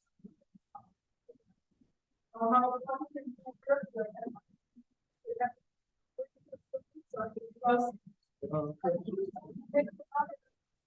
Oh, here.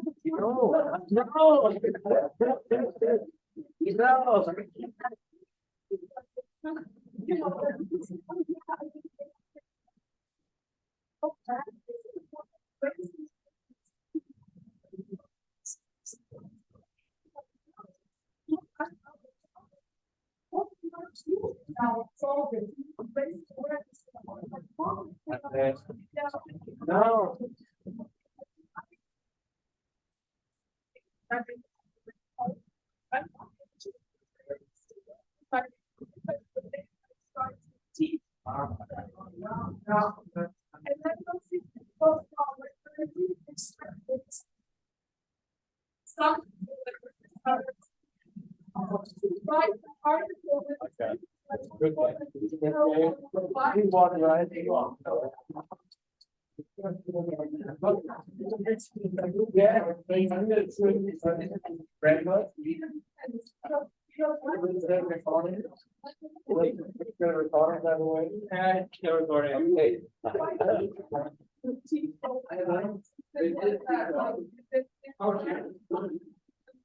Well, my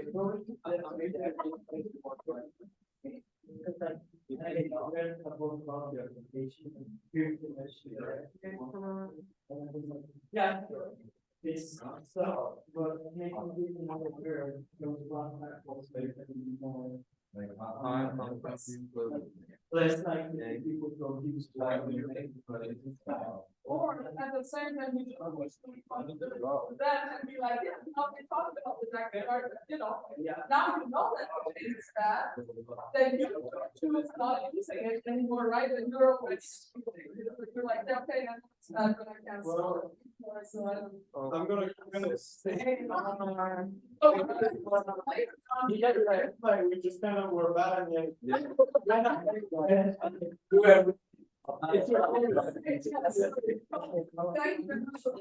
Yeah, thank you for coming.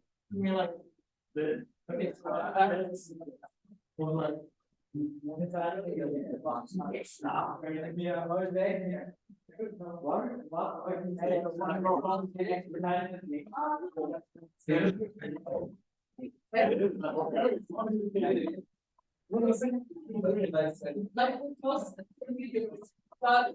People like Trump basically they stand ethics will always be there will always be ethics and on the right side of the screen. They're doing something like that, not 100%. But this game is meant for them. Okay, go. Yeah, no, I mean, Yeah.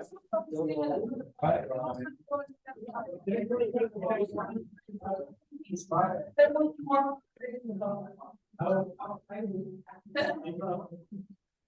More conversation about what? More conversation about what? I didn't pay attention to it. About the game of sexual violence. I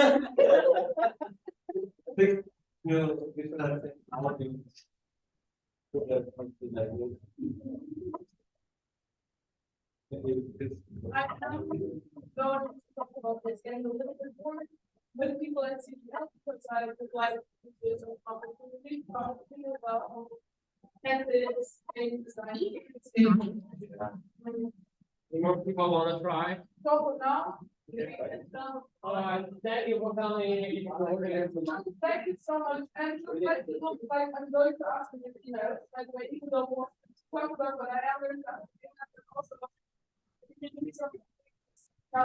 On this board, and especially, you can always write like, that data, the answer now, right? And then screen this down, then it will jump out of my priorities. And that's, you know, that right now, I'm really also burden of things like how different practice, she does the one at the same time, that's why I'm thinking, that's just, you know. Yeah, and it's what I like to say. Yeah. Obviously, I'm just going for the, you know, I mean, I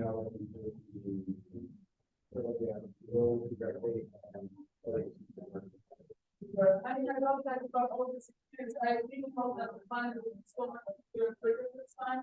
And I really love that you're doing it. It'd be nice to have like some reading with you, but can reach that. Yes. Once more, then contact me and basically and of course, so the smartest meeting in the calendar. You can see that I have lost my block weeks, even though I'm anyway half that in those exist. I put here and for sure half an hour to talk. So that would be, I think, the smartest, and then just come straight up with a suggestion. That's the most, yeah. Perfect, great, thank you so much. Great, man. Bye. Thank you for coming. He's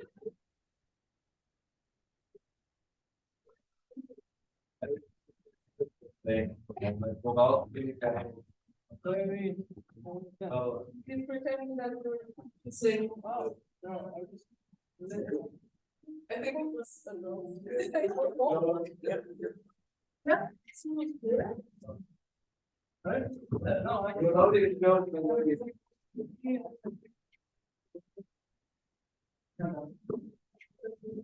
I have the weak version of umbrella. The weak version of umbrella. Weak version, because I recognize the patterns that I've heard, but if I have the first time, it's very wrong. But I've heard that look many patterns, and I think looking at the feet a lot.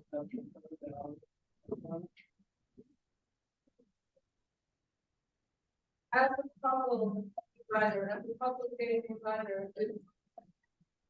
it sounds like very compatible information, but it's it's almost the same thing, just in a different language, right? No, I'm not sure. Maybe.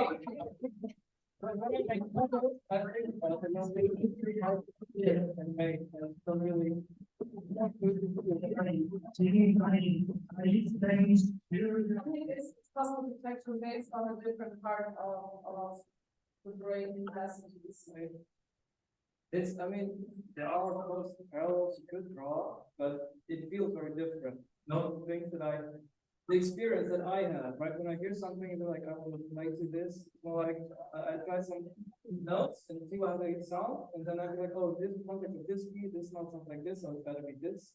Then I can just play on it. But part of the pattern is also knowing how many notes up, like intervals, for example, which is easily mapped to, for example, spatial intervals, right? I mean, everything that has a similar number or an easier bridge to another pattern, you know, can work. I mean, there's of course math in it, in the sense that I know what keys look like on the guitar. It's all mathematical, right? Because it's just the interval between the notes and I know what they look like. But also you're right, I mean, the biggest difference between the puzzles you're doing and music, of course, is that music always, like music is much more like the Tetris type of generative puzzles, right? Which most likely is why Guitar Hero and Tetris are more simple in a way than your puzzles, because one can take as much time as needed to kind of reverse engineer the path to your puzzle, right? So it's not time dependent, but music will always be time dependent. Yeah, that's true. There's a parallel. But I don't feel like this is why I think this thing. It really doesn't. I'm thinking this is way about nothing. Okay. That is because I could explain about my puzzle design understanding, but I couldn't really explain much about my making of music. It's a lot less, I guess. And it's a lot just like sometimes I just play something, people be like, well, what's that kind of shape? You know, I'd be like, I don't know, I've seen somebody do it, and then I picked it up. No. It's more like that. How long have you been, doing e-cards? Oh, years. I know, it's already 12, okay. Yeah, between 6 years or No. 12. No, 12 years. How old are you? That's a secret. Right. I'm almost 60, yes, true. 27, No, so you you can started with 15? No, I started with 16. No, actually, it's not true. It started with 15 and a half because it took me half a year for it to work. You know? So I got your age more or less. I got your age more or less. Oh, yeah, no, I'm 28. Yeah. Yeah, no, yeah, but that doesn't matter, right? It's a secret that I was So you got any inspiration today? Like what you talk about next week? Oh, no. I don't know what we want to talk about next week because I feel like you want to talk about puzzle games, right? That's about addictively making big money puzzle games. That's I think how you should start the presentation. Last week we talked about and this week, yeah, on Forum Ludorum. Yeah. It literally feels like that now. It's kind of like there's like 20 people, or like the games that I play at the gym, you can find like 10 reviews in Steam, and they all be like, oh, this is so special, unique, but only those 10 people know about it. Well, can you show some of those things? I mean, that's something I would love to see. I could show, this is one thing I thought about, right? I could have done something like talk about my experience as a puzzle designer. I could talk about obscure puzzle games nobody knows about, but I think that I really. As much as you are willing to share, because the truth is, this information can be transmitted this one time, because most likely in a year's time, you hopefully have some kind of job or money earning way, and maybe it's in the form of a guest lecturer, but also maybe who knows how long it will take until it happens. And up to then, this is the one chance other people here at CGL, get to have a talk by an expert on this thing. So to me, it's almost like whatever you talk about is valuable.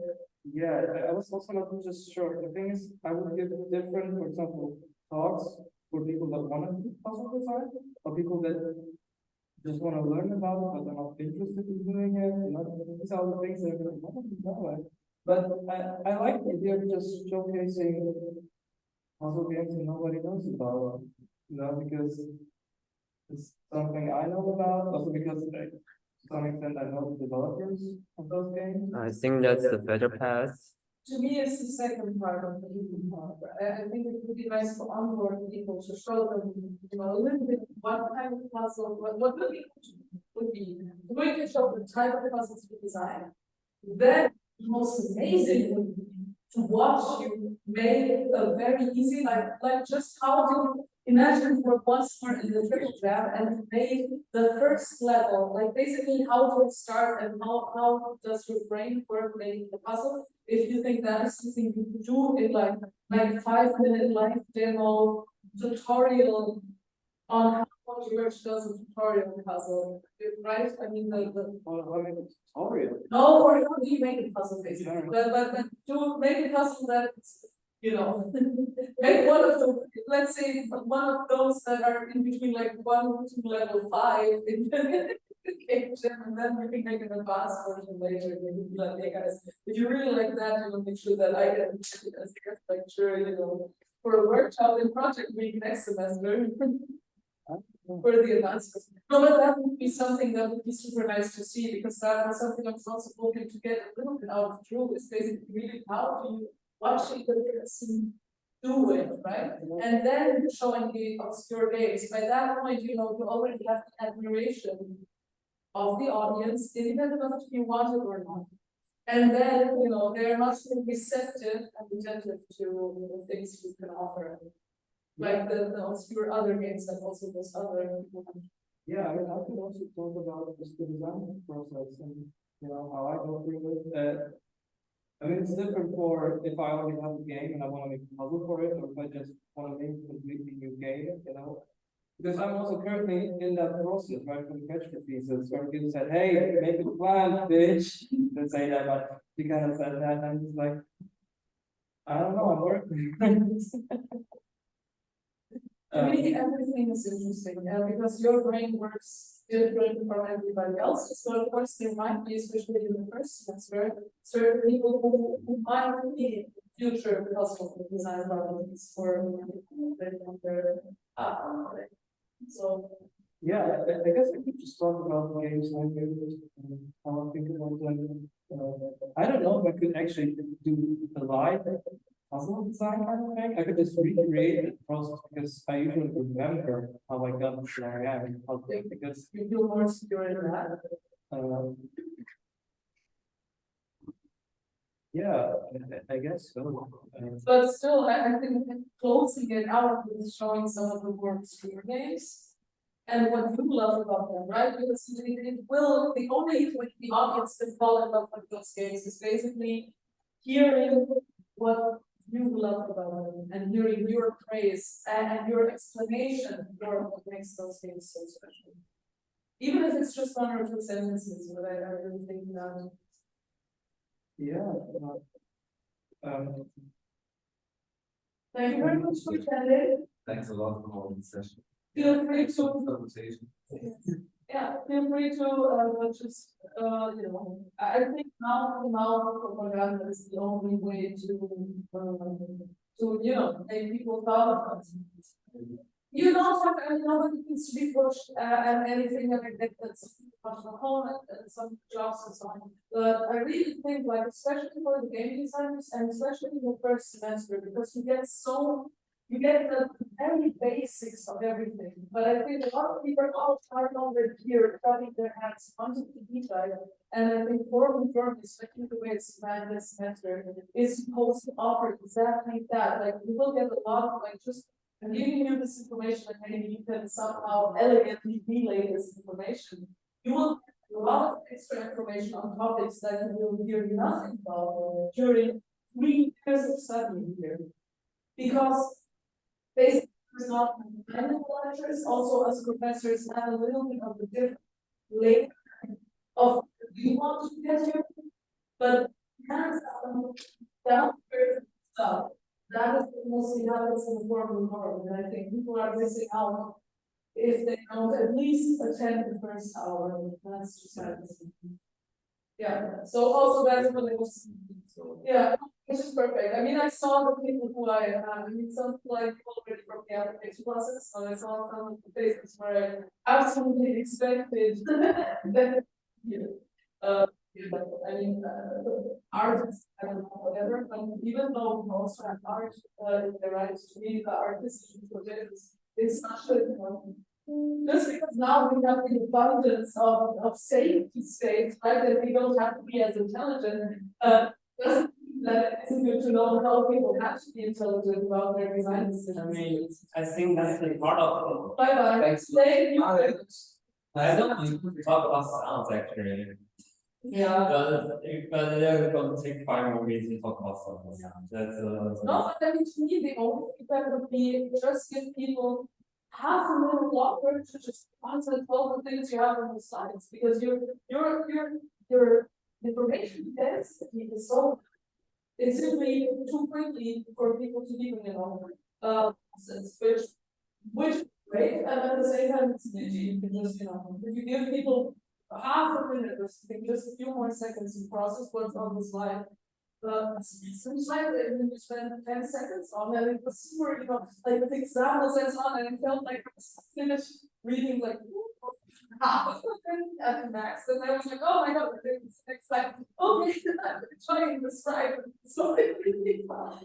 Yeah, I want to talk more about the topic, and then we were like, that's something I should. No, but I think it's true. To me, it's just, just know what you have and then take your time and really, presenting all of that. Because there was stuff in there that I think people didn't know. I didn't know the origins were with the Penta, and it was super amazing to me. So, was Penta's time and afterwards.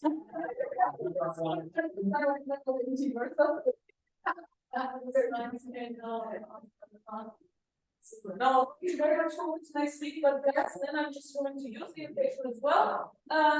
Just oops. Yeah. What? The car, it's not mine. Yeah, let's bring it to my office. Right, a message. If it is there.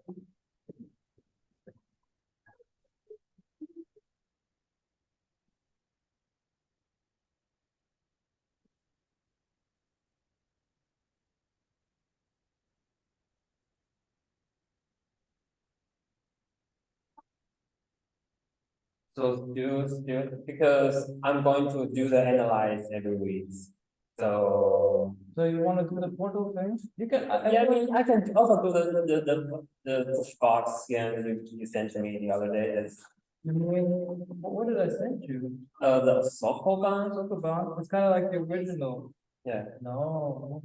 Yeah, it depends on what kind of game you want to compare with, and I will do the analyzation. Can we just No, show sorry. a little bit of witness and a little bit of like, even if it's just 5-minute gameplay videos, just to show some, right, just to give people an idea that they at least heard the name and saw like 2 minutes of gameplay footage, at least something like that. Sure. Because I think the Puyo was okay. I think it was good. It would have been better if we had a few more players, but well, can't have everything. Also wondered, do you know if people left because they were going to the movie nights? They never going to the movie night. It was a lot of people like this one time. Yeah. But do you know, I mean, how the movie night, do they start at 8 or what? No, there's not at 6. At 8. It's a lot of time. Okay, that's, I think it's, yeah. But that's something we can also, like, to me, if it doesn't clash too much with the broken patterns, we could at least say, for example, 6:30. And then for people who want to compromise, we can absolutely do exactly that. Like that we make sure that people want to do both, always have the chance to see the second movie. To me, that's an okay compromise.